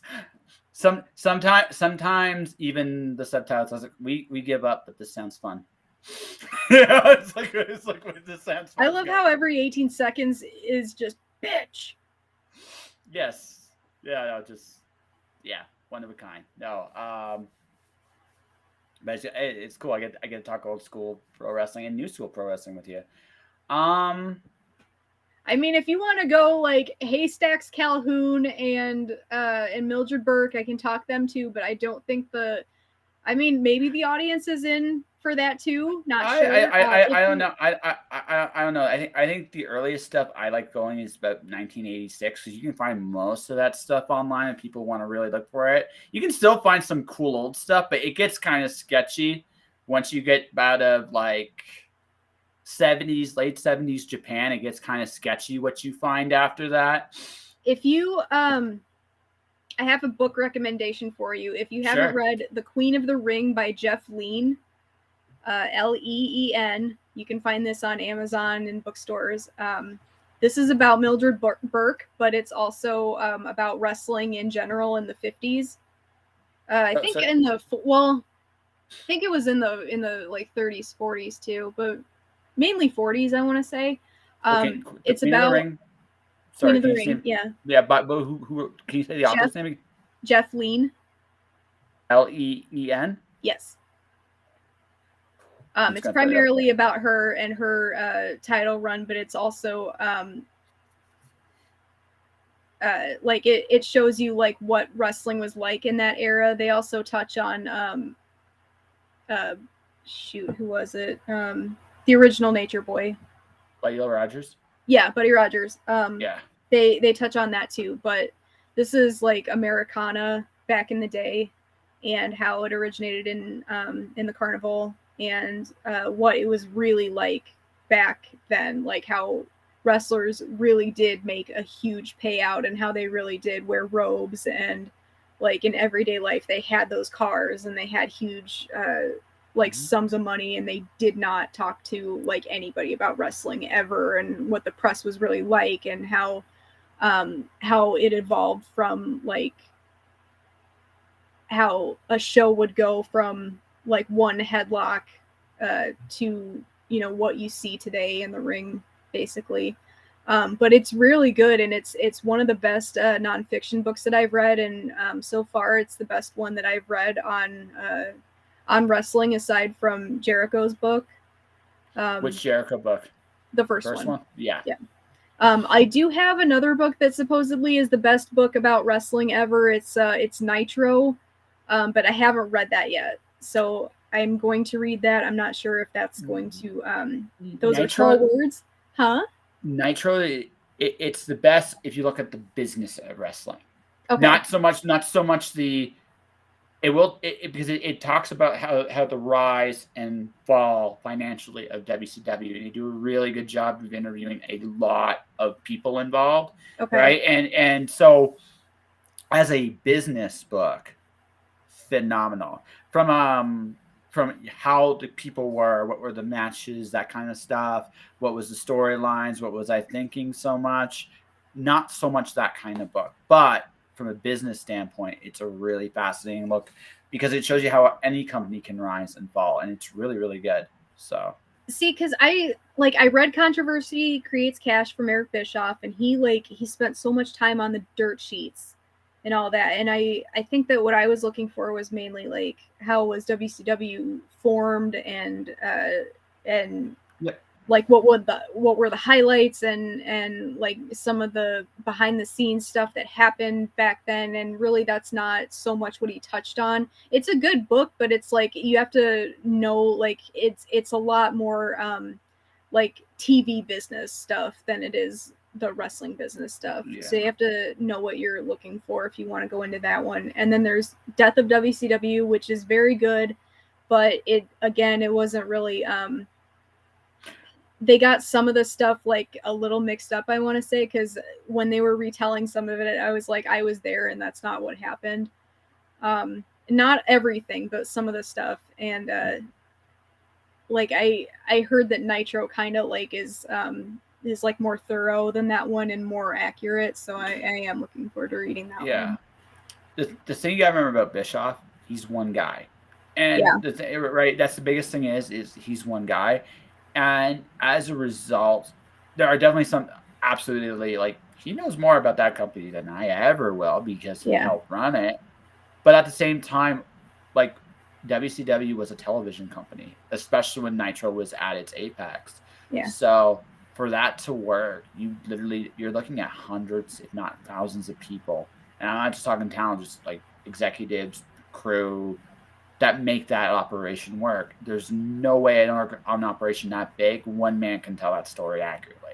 Now you can definitely tell from his angle, because he's definitely and in that particular case, very important angle behind it, but it's not the only. It's totally not the only part of it. And like I said, so that book's really thorough because I think it's like 100 different people like being interviewed and putting stuff together, and it's a really good piece of journalism, period. Not just wrestling, but journalism. And it's so I haven't read all of it, but what I have read, it's been thoroughly researched. You can definitely the thing that I was thinking too is, and I might not be remembering this accurately, but I think it's WWE Publishing, so that might have been the stipulation that they had, is like, this is what you're going to talk about. You're not allowed to talk about how awesome it was because we are revisionists here, and we are going to tell everybody that WCW sucked in the day and that we were secretly awesome, and that it is our mission to revise this history until everybody admits that WCW wasn't really the best thing on TV at the time. And it is my mission as a WCW fan to tell everybody that I was alive and of sane mind at that time, and it was better than WWF at that time. It was better than WWF until I would say probably the fall of '97, and then after that it was about back and forth. For it was until the winter of 1998, the finger poke of doom. Yep. That's when my childhood died. Yes. R.I.P. Yes. 1998. Blame Kevin Nash. All this. No, there's a lot to go. Yeah, I blame a few people on that one, and I was very sad. No, it killed credibility. It killed the credibility of what they were doing, and it's unfortunate that they did it that way. But they were both good. They were both spectacular. Like, I will go back and watch any of them because I was so mad that they actually that there was a war to begin with, because they kind of made me pissed that they were like, hey, watch one. Well, I mean, we had to watch one. They didn't have TiVo or just record one, so I missed out on all this awesome stuff, because wrestling was amazing on both sides back in the day. And if you go back and you watch anything from that year, it was spectacular. But I as someone who was there, WCW won over WWE for a reason, and WWE can't handle that, and that's why they keep telling us repeatedly, oh yeah, it won for a year, but let's not talk about that ever, and they gloss over it. It's like, no, I'm telling you, it was beaten. It got beaten really fair and by the fans, and it drives me nuts that they keep telling people over and over and trying to make us believe any other thing that that might not have happened, or they want us to believe their version of something. But it's like, no, WCW was fucking awesome, and it's awesome enough to stay with this chick forever. And I got into wrestling because of them. Oh, some of my favorite Chris Jericho stuff of all time. Oh my god, he was awesome. I love Jericho. If you type in best Jericho WCW, they have volumes 1 and 2, I think. It just him and Ralphus alone. My favorite is the original List of Jericho. It's still the 1004 holds. Armbar, hold. Arm drag, hold. Which happened in Chicago, by the way. Yes, no, it was hilarious. Also, Dean Malenko unmasking is still one of my favorite moments in WCW ever. He was dressed as Cyclope. Yeah. And when he I can't really audio doesn't really pick up on how loud this actually was, but the stadium was unglued. But it was easily the best thing on that pay-per-view. It easily was. They did such a good, masterful job. And also, people just forget how good Dean Malenko was. Yes. Dean Malenko in WWF was okay. He was at the end of his run. And that's the thing. You could tell. But Dean Malenko in WCW, I loved his match. When he was Cruiserweight champion, I loved his matches with Rey Mysterio. Wow, were they good. The whole Cruiserweight division was so good. It's people turned it, they tuned in for that. With the Luchadors, when they brought them in, that was a really huge selling point for WCW. Oh, my favorite era is my opinion, the very peak of WCW was 97. Yeah. Up until the very peak of it. But if you look at it, the Cruiserweight division, Eddie Guerrero, still one of my favorite heels ever. Yes. Ever. He's fantastic. Oh, no. You just see how good some of these guys were. Billy Kidman was really good in that era. I love him. Yeah, Psychosis was fun. Although, again, not the big highlight of the division. If there was anybody that maybe they could have done a little bit more with, it was him. Love Ultimo Dragon. Ultimo Dragon was the man. Holy, and that whole division just had just amazing matches. They could do so very much in that era, in that time, and you got to see what AEW tends to do now. A lot of that you could tell is from that era. A lot of their high flying style is that. All-time favorite. Oh, go ahead. Yeah, my all-time favorite cruiserweight match from that era is Eddie Guerrero, Rey Mysterio, Halloween Havoc, followed very closely 1997. Mask versus title. Rey wins it. It was that match.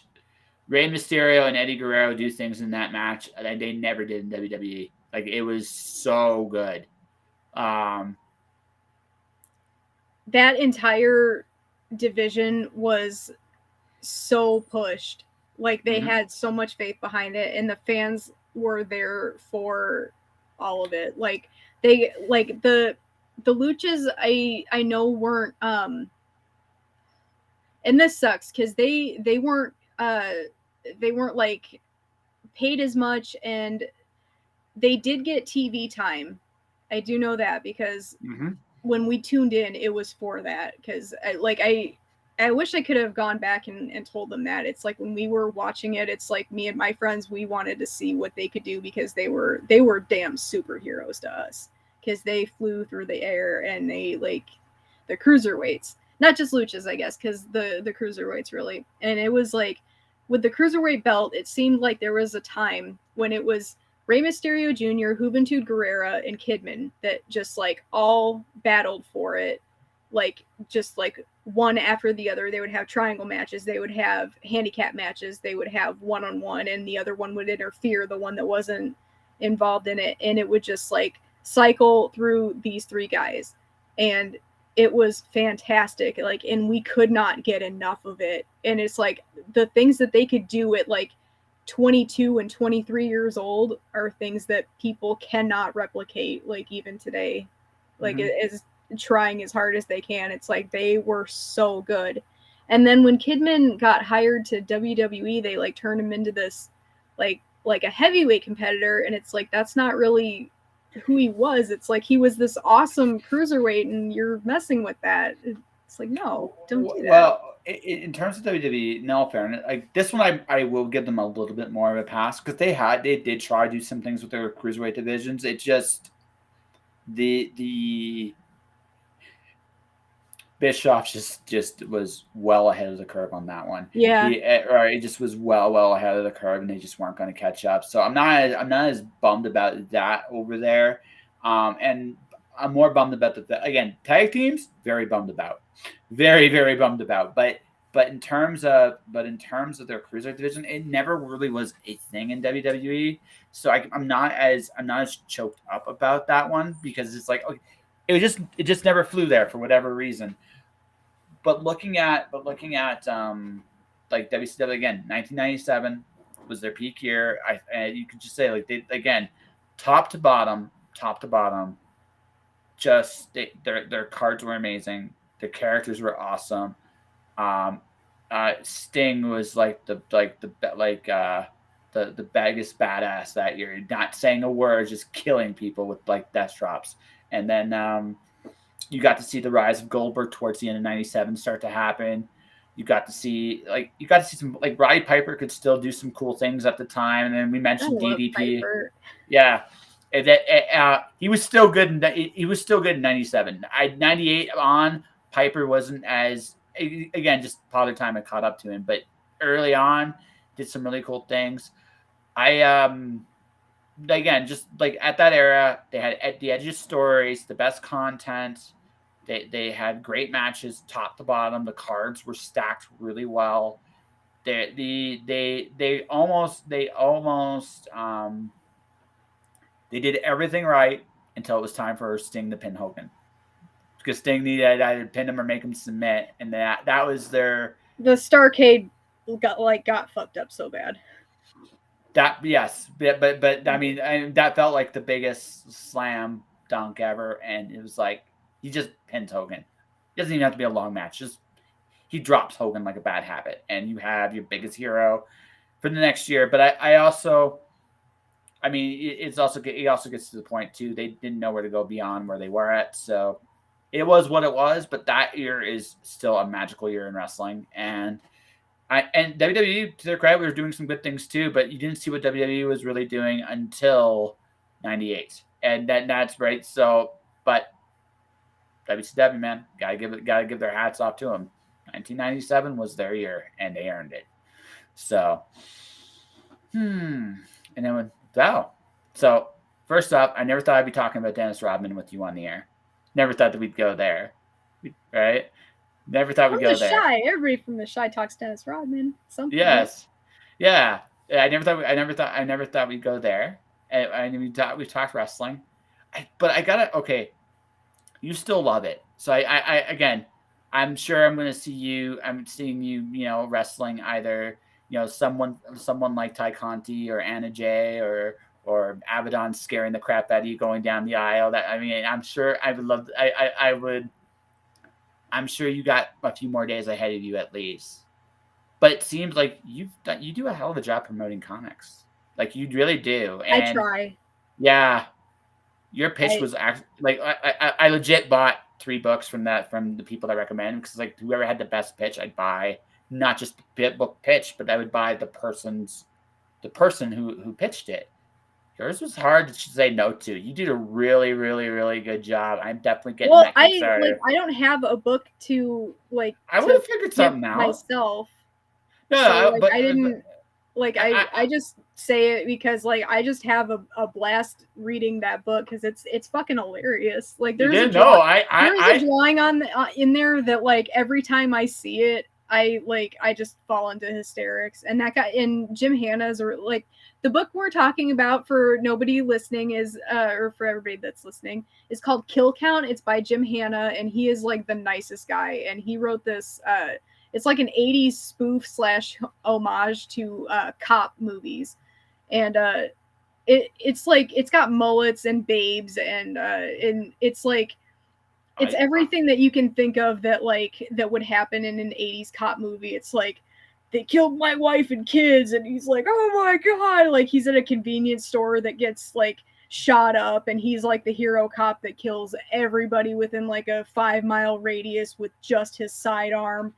And he gets in his car. He's like, they radioed that his house is under attack and his wife and kid are in there, and he's like, my god, I've got to get there. And like he gets there and tragedy is struck, and he's like, I'm gonna kill everyone. And then his buddy's like trying to talk him out of it, and he's like, hell no, this means that I've got to destroy everything on Earth. And it's like the funniest shit that I've ever read in a comic. And I never laugh out loud in the only time I've ever laughed out loud in a book is reading Tucker Max. I hope they serve beer in hell. And this is like the only other time I've laughed out loud in a book. So this one, like, even just talking to people, I'm like, I need a laugh really bad. And I really I don't know Jim at all. Like my other friend, Jim Noble, just put that in a package of books that I had ordered from him as a surprise. And I read it, and I was like, dude, this is just funny shit. I gotta tell people about this because it's funny. Like I had a good time. Seriously, like my top 6 like pitches, they were all ridiculously good, like all of them, right? So it was like, this is so hard. I was like, yours. I read his Kickstarter. I was laughing so hard, just seriously, because I was laughing. Just 2 is coming out soon, and I'm so excited for it because it had got pushed back for a little bit, like when I read the first one, and then I had to wait a few more months, like after the initial start date was, and now the second one is here, and I'm like, oh, it's gonna be here soon, yay! I'm just happy that there's gonna be a second one. Like I'm so enthusiastic for it. I laughed reading that. It was like, oh my god, it's every 80s movie. It's every freaking 80s movie I've ever seen ever. It's like oh, I was like, I had tears. I had like literal tears. But it was hard because there was the vampire during the Civil War, like slave plantation kind of stuff. It's like, oh my god, you guys like all do these amazing pitches. It's like, so I picked 3, right? I picked two pitches, but it was like, oh, that was hard. Like, but you. So I'm getting my light. No, I know. I noticed that. My other one went. I saw that, ladies and gentlemen. We have light problems, and that's okay. We'll have a really, really good time. So yeah, she restores the light here, but it seems to me like you have found. I'm not going to say like a different way, a different form of entertainment to fall in love with comics. Is that accurate? No, what happened was let's see if I can find this again. December never doesn't find the hole. What happened was I went to C2E2 in 2020, and then soon afterwards the virus hit. And hang on.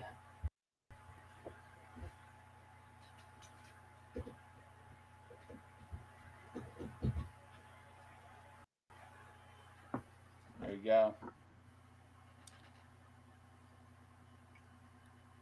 Here we go. Okay, so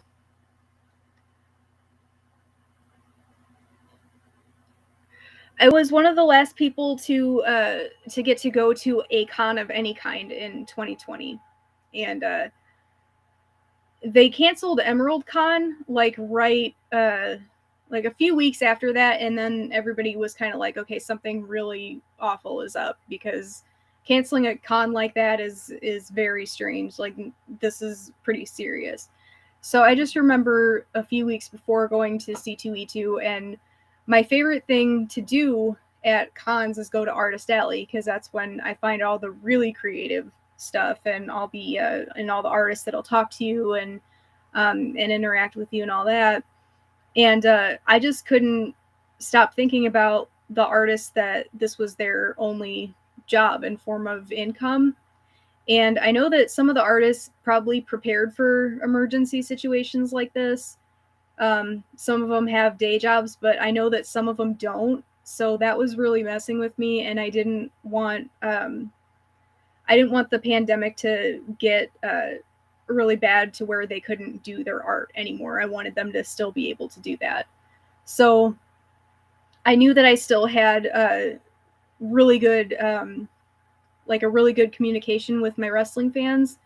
I don't have like droves of fans like some wrestlers do, like the ones that are on TV, but I have a good solid base enough because I've wrestled a number of years, and I'm grateful for the fans that have kept in touch with me. Like, because the ones that I do have, it's like they stay with me, and that's awesome.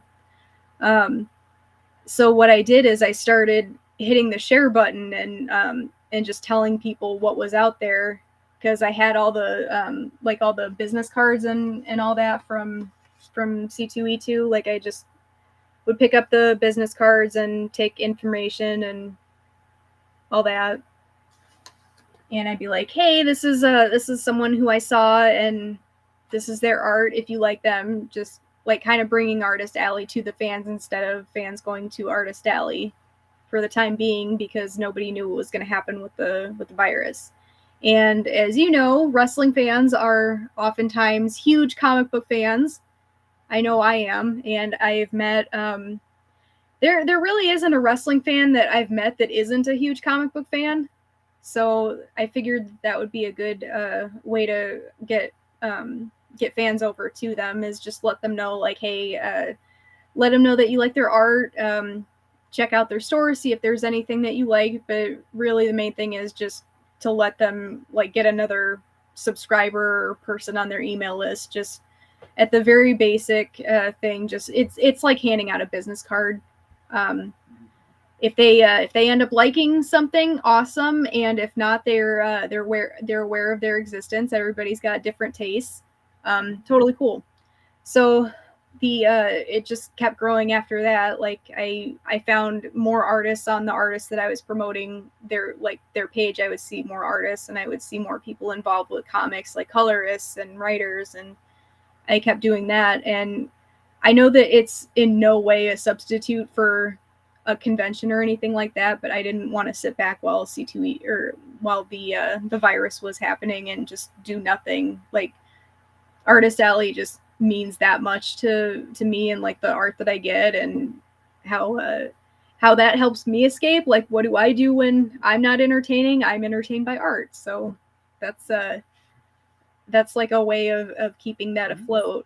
What little I can do, and it's not like I'm one to like stop and do nothing for anything. So I didn't want to just lay back and let the virus take anybody out. So I wanted the artists to be able to keep doing their escapes. That's right. Okay. So I'm going to ask this before we talk a little bit more some of the projects you love. Are you doing a book at all? Are you planning on ever going to try? It would be nice. I do have one that's pretty much completely done. I've written enough poems to do a couple of books of just those. But I'm a little bit shy of releasing all of my books into the world. I have put poems on comics before, those that are willing to let me do that are really cool. So I have those. But I do have one that is it's almost completely done. I just have to go back and edit it. But yeah, so that is done. And if I ever decide to release it into the wild, it would be good to go. I hope you do. Oh, I hope thank you. do. No, okay. You're the one thing I can honestly say after we actually getting a chance to talk to you for this song is you're an incredibly passionate, caring person. You really are. All the other people that. I know you are. I'm sorry. I don't BS well. I'm just gonna be very, very, very frank with you. You're passionate, you're talented, you have a lot you want to say, and there's a lot you care about. And I think if you put yourself out there, people will think I'm nice. And it's no. I didn't say they would think you're nice. The people that talk to you will know better. Will know. Again, something I said earlier. The scariest looking people sometimes have the biggest hearts. The scariest, the biggest, the meanest, the toughest have the biggest hearts in the world. I hate to break this to you. You got a really big heart, and I do truly believe you got something worth saying. So, if nothing else, from an outside looking in, go do your thing. I think I have bigger balls. Possibly. Listen, I don't want to get into that contest with you. You probably win, and then I'll feel inadequate for a while. I'm not good. I'm not into doing that. Man, like I think everybody would lose against me for that one. To be fair, I'm from Chicago. I could think of a couple where you might have some competition. Not me personally, but I mean, I could.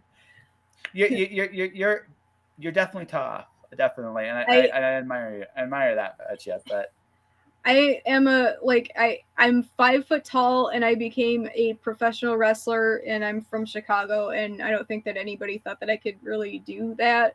So I think that I had to work really hard to overcompensate for a lot of things, and that's why I say that. But if anybody wants to see, I'll whip him out. No.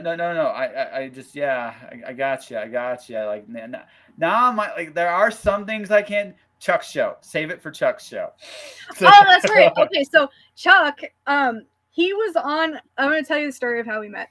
So Chuck was on a panel with me, and he did not know who I was because a lot of people don't, and that's fine. But I was on the panel to talk about all the promoting that I do for that, and a lot of people didn't know that I was a wrestler, and the people that don't know that I'm a wrestler know that I promote comics and vice versa. So some people were tuning in because I was a wrestler, and some people were tuning in because I promote comics. So and it's all good because I love everybody that even remembers me enough to tune in because that's fucking cool. You guys are awesome. So Chuck is introduced, and he didn't know who I was, so he's kind of territorial about it.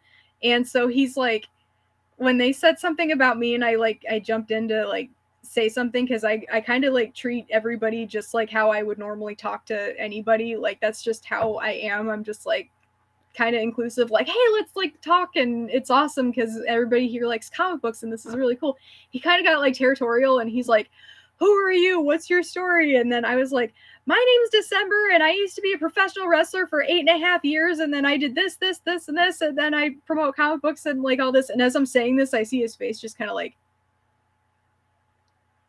you used to be a wrestler, oh shit, I had no idea you used to do this. I'm listing off all of this shit.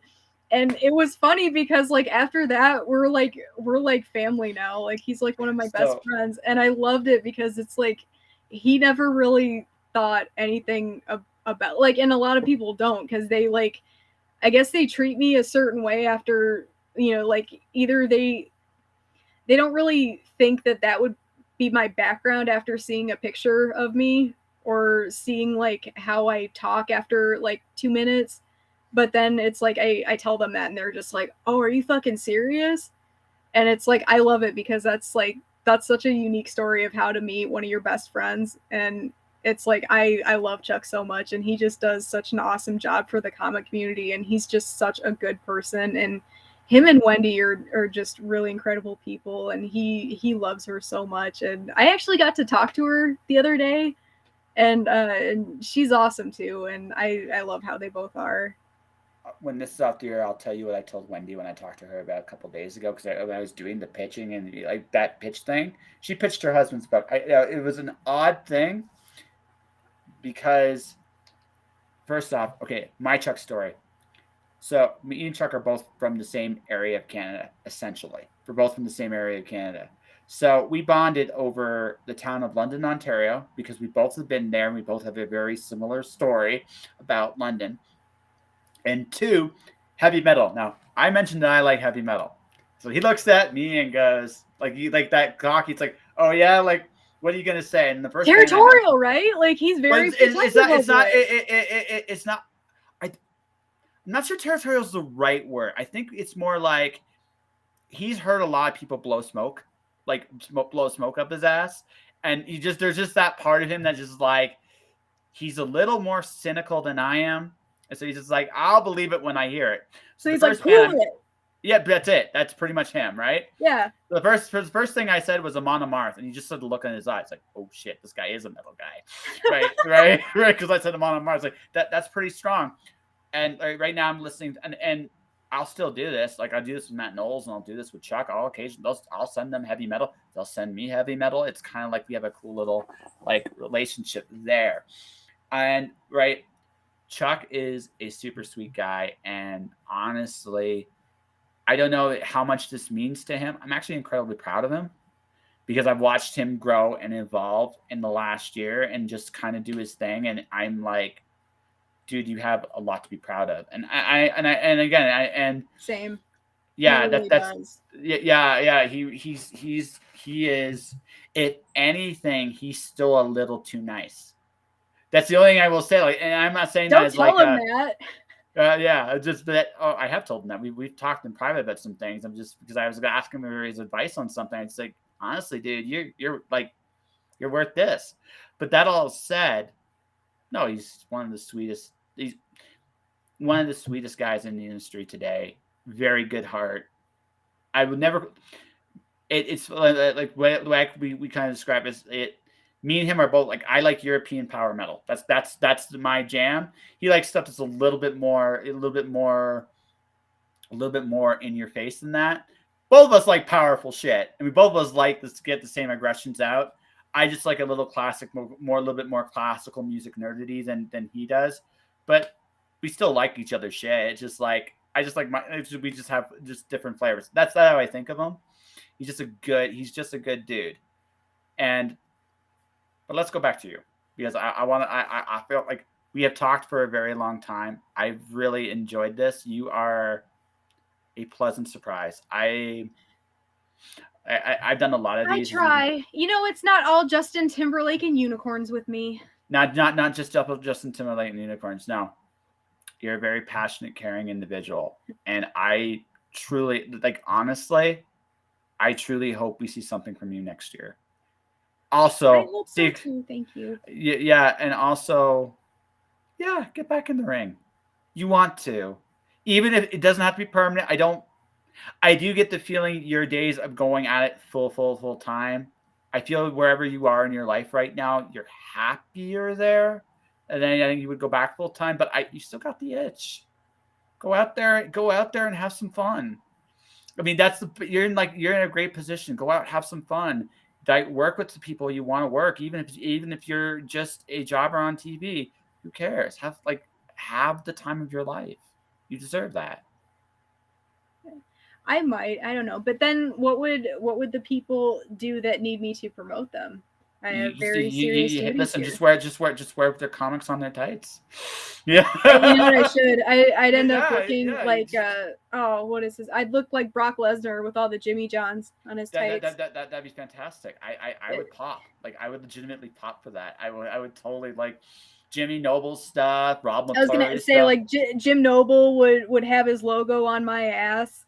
That's and right. Wendy Shaner would have it on my other ass cheek. On my crotch would be like, here we go. CB Zane would be on my crotch. That's perfect. There we go. Yeah, right. Then CB Zane is an awesome wrestling fan. You could talk to him about wrestling all the time. Oh, absolutely. I know quite a few.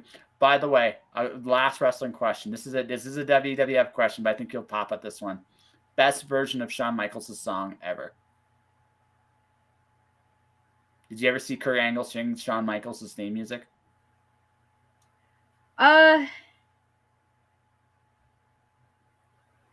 Not that I remember, but I didn't watch a whole bunch. That's worth it. That is worth it. See, my favorite, well, Kurt Angle's awesome, and like I love the Milk Truck. Milk Truck's is amazing, but I'm going to say this: it's homogenized. Well, it's fantastic. Kurt was an amazing character as much as he was a wrestler, but my personal favorite, when he was feuding with Shawn Michaels, he got him and Sherry sang a version of the Heartbreak Kids music called "Sexy Kurt." I promise to God, you will die if you watch that. I gotta watch that because I haven't seen that one. It's 1 minute. It's 1 minute of your life. I promise you'll pop. I'll watch it, but I feel like I failed because that was like the last question. It's like I haven't seen it. And that's okay. I can blow your mind with WCW knowledge because I can tell you the name of the WCW race car driver wrestler they had that represented the race car, which was Dale Torborg. Okay, actually, Dale Torborg, the Demon. Yes. Very good. Okay, I'll ask then one last WCW question to walk off on. WCW wasted a ton of talent and needs the right. But I'm not going to focus on pre-1996 because the list of people they missed the boat on is very, very long. Yeah. Right. But who do you feel at the peak of WCW's run that they could have used a lot better? Jericho. Think he should have been the main event? With Jericho, he had so many creative ideas that they like just put the bosh on that like they did let him do some stuff, but it's like you can see how good he was back then that they just like weren't using him to the fullest. It's like he was very good even then, like very, very excellent stuff, but they could have used him better. And I don't think that they were at the full level that they were. Okay, that's fair. Mine is actually going to be Perry Saturn. He's extremely underrated. He was one of my favorite people to watch, and I learned to do the Rings of Saturn specifically because he was one of my favorites. Like just watching as a kid, and I added that to my move list because like out of respect for him. So what was your finisher, if you don't mind my asking? It was called the Cold Shoulder, and it was a bareback. So a reverse stunner. Oh, okay. Okay, very cool.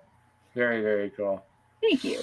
Yes, very, very cool. I had to ask. I have to go find some of your matches just to say I watched. How dare you not knowing that right off the bat? No, I know. I'm sorry.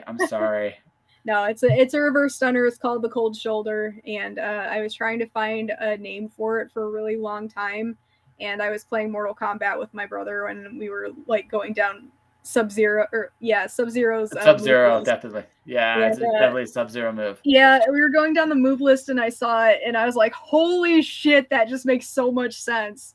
Yeah, like I said, a wrestler's moveset is very reminiscent of their personality. I really do believe that. So, and as your character, it sounds to me like as queenly as she would be in the ring, she'd definitely be dropping a lot of cold shoulders on everybody. But I will say this, in terms of Mortal Kombat, which I do play, and that was my favorite game, like that Mortal Kombat's like a huge other thing, like without even getting into it, that's like such a big thing informing my life. Scorpion will win against Sub-Zero, so like don't even argue this with me. Okay, so don't hold this against me. I used to be a competitive level Street Fighter way back in my high school days. That is awesome. I used to spar with the Caribbean Street champion. Fighter or Street Fighter 2? Street Fighter, actually any Street Fighter from Street Fighter 2 all the way to Street Fighter Alpha 3. I was at a championship level, skill level at that. I used to regularly, when we got to Street Fighter Alpha 3, I was in Windsor, Ontario. The Caribbean champion went to university there. We would spar on a regular basis, actually. Nice. I was good. I was really good at that game. So Mortal Kombat is not quite my thing. However, I did play it. One's good. That's fair. Yeah. It wasn't quite my thing. So don't hold against me.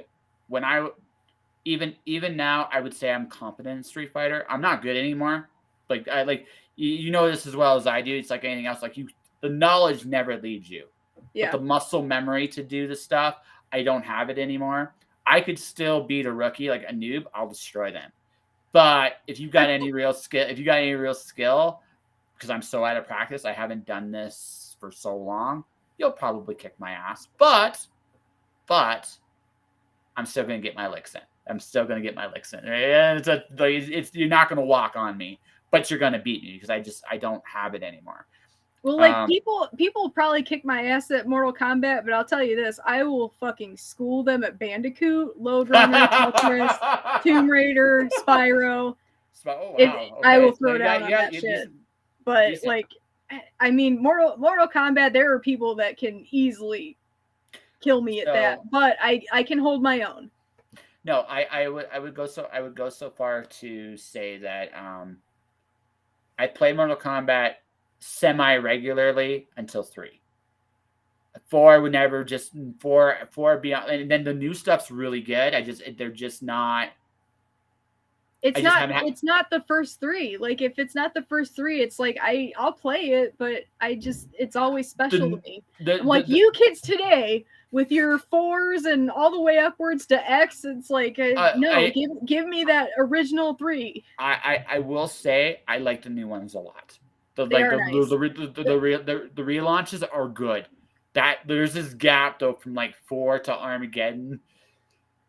I can't do Legends though with Sub-Zero. That game is shit. Watch Angry Video Game Nerd talk about this. He just like breaks it down so masterfully. Yeah, no. Wait, okay, so Mortal Kombat 3, I like the Championship Edition. The reason being is because Sub-Zero was so fucking busted in the original. They had that the first time I played 3, I just picked somebody at random, and I thought this guy had played Sub-Zero at the arcade back in the days of arcade. He was able to 100% juggle me. He froze me, and that was all the time I had to play. You let that hit in, it's over. It's just over with Sub-Zero. He was so ridiculous in the first 3. The second, when they did the new version, when they added Scorpion, Katana, Jade, and I cannot remember who the other guy was. When they added them in there, he was much more balanced. I loved, Cabal was fun. Cyrax. I actually enjoyed Cyrax. I love his fatality of blowing up the world. That's just I love that. It was just that is the craziest thing I've ever seen. Give Cyrax the shirt, I did it. Yeah, exactly. I did it. I blew up the world. He does. He blows up the freaking world. I was like, what the hell is this? Mortal Kombat was such an influence on me that I shit you not, how I got into wrestling was Mortal Kombat, because my brother was watching wrestling and Glacier was on, and I thought it was Sub-Zero. So I stayed and watched it. No, it's fair enough. That's fair. That's fair. Yeah, and then I was like, oh, holy shit, this is awesome. So Mortal Kombat led to wrestling. I would go so far to say that my favorite character though of all time is Johnny Cage, because he was such a notable douchebag. It was great. So Johnny Cage he wasn't really a douchebag though. It's he was a prototype for a douchebag. No. But you could play him like a douchebag, and I used to. This is what I would do. So I would punch a guy in the nuts and do the finish him, get him to the finish him that way. Then I do the friendship where he'd give him a picture as an autograph. Yes. So I thought that was a lot douchier than a fatality, actually. So that's what I would do on purpose. I am that asshole. I'm sorry. I just really am that asshole.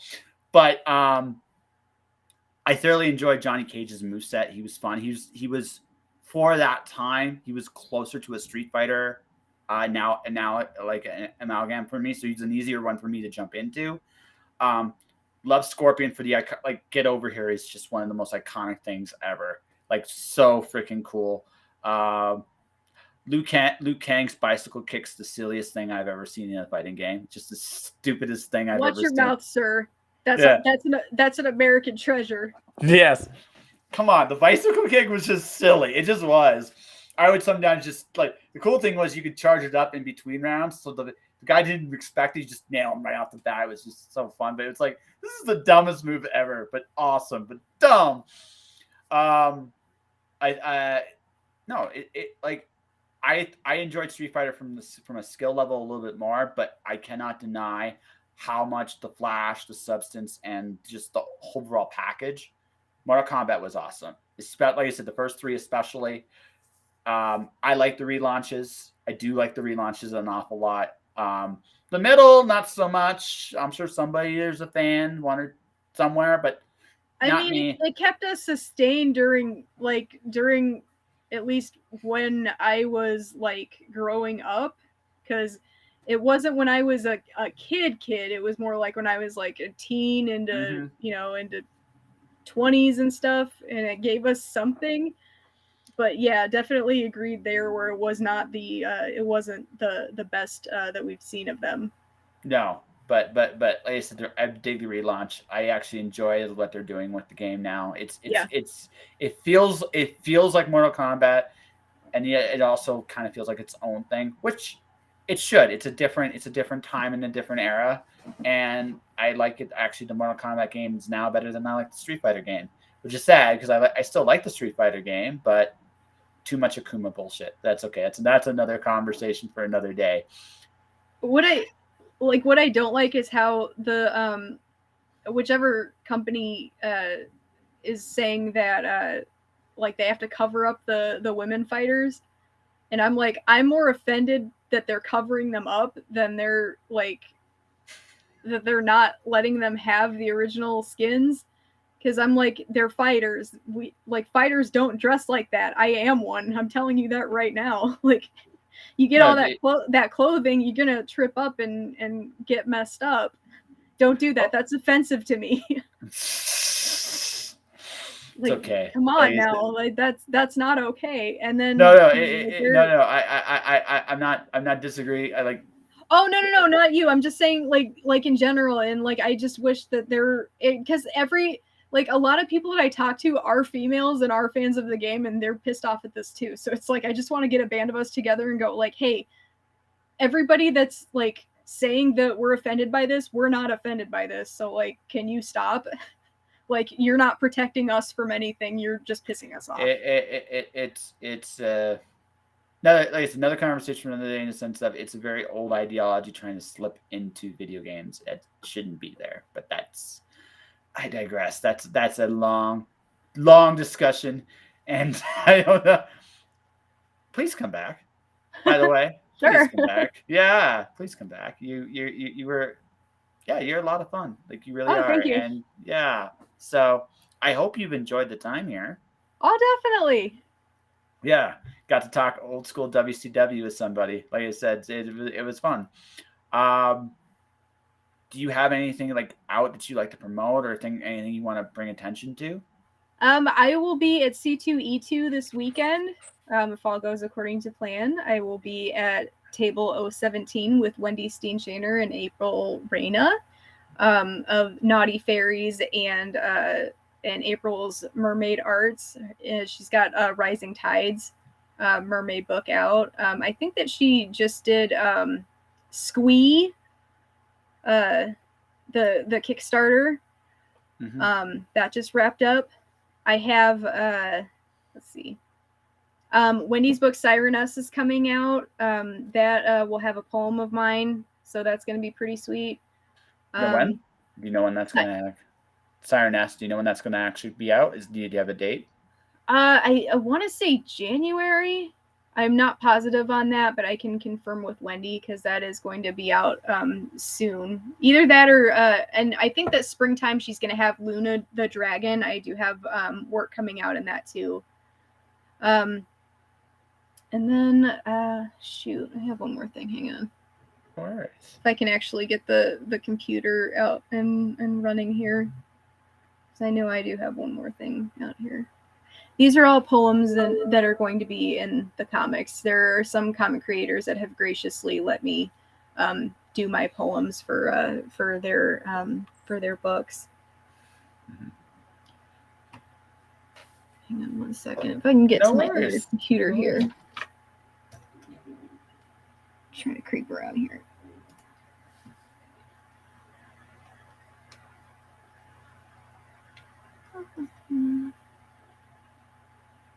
Oh, Sapphire Spectre issue 3 is going to come out in January. I know that one is January for sure, by JT Malloy. He is another Chicago area local, and that will be on Kickstarter in January. And I would pay attention if you were a December fan for that. Oh. That one will. It's a Sapphire Spectre. Oh, sorry. So not Sapphire Inspector, Sapphire Inspector. Sorry. Yeah, it's like how you would see it in Ireland. So SPECTRE. Yep. And then Gotcha. thank you. No problem. Thank you most kindly. JT's awesome. If you haven't met him yet, he's really cool. He likes punk music.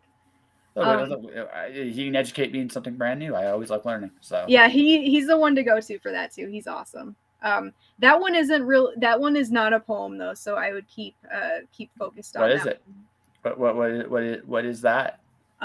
He does a lot with cosplayers for his comics, so just keep that in mind. Okay. Oh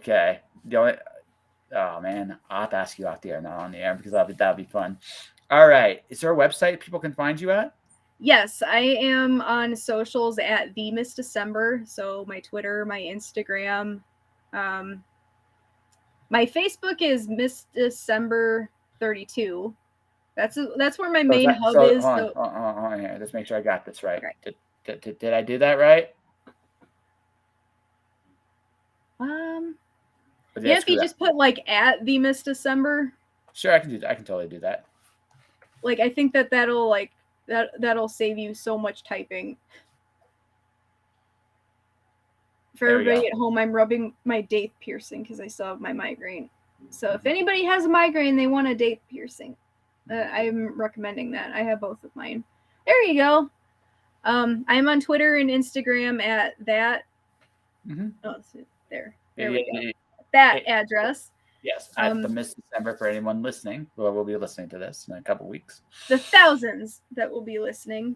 That's right. I am at decemberlace.blogspot.com where my poems are available for free. Decemberlace.blogspot.com? Yep. Okay. We'll do that. And then I have onlyfans.com/themissdecember for people who want to see my cosplay and my lingerie shots. Well, OnlyFans has got the Miss December. I just want to make sure I got that right. Yeah. No worries. I just want to make. I will not break your wallet or your relationship. Yeah. So anybody with a partner, no, I am not going to flash them or anything like that. It's just my lingerie shots that it's just more of them. So it's nothing that you wouldn't see on Facebook or that Facebook would like take down my site for or anything like that. That's right. I'm not here to split you up. I don't want to do that. That's not cool. No. She just wants to be your idol and someone that you must want to worship. That's all. That's all she wants. I like taking pinup shots. That's really it. And then I post the like a bunch of them on there when I'm able to. All right. Well, everybody, this has always been a fun time. I got to meet someone brand new that like I said, I never know what I'm going to talk about with my guests. I didn't think Dennis Rodman would ever come up. I expected wrestling, but I did not expect Dennis Rodman. So if you want to support this podcast, do so a number of different ways. This is my latest book, which just came out earlier this month. It's Alice in Wonderland as Greek mythology. Alice is Pandora. She opens the box and gets a certain Cheshire friend in her head. In this adventure, her and Jason are playing croquet in the underworld to get out of the labyrinth underneath. And along the way, they meet gods, monsters, dragons, and probably the biggest nightmare themselves of all. Sorry, the biggest nightmare of all. I screwed that up. Themselves. Definitely check that out. You hit the follow button on my Twitch here, which is approaching 100 members here. listen to the show on any of the platforms available. My YouTube channel is Joshua Pantellaresco. Like, subscribe, enable notifications. Thanks for watching. Thanks for listening. Stay inspired. Keep shining in the dark. And I will see you guys tomorrow.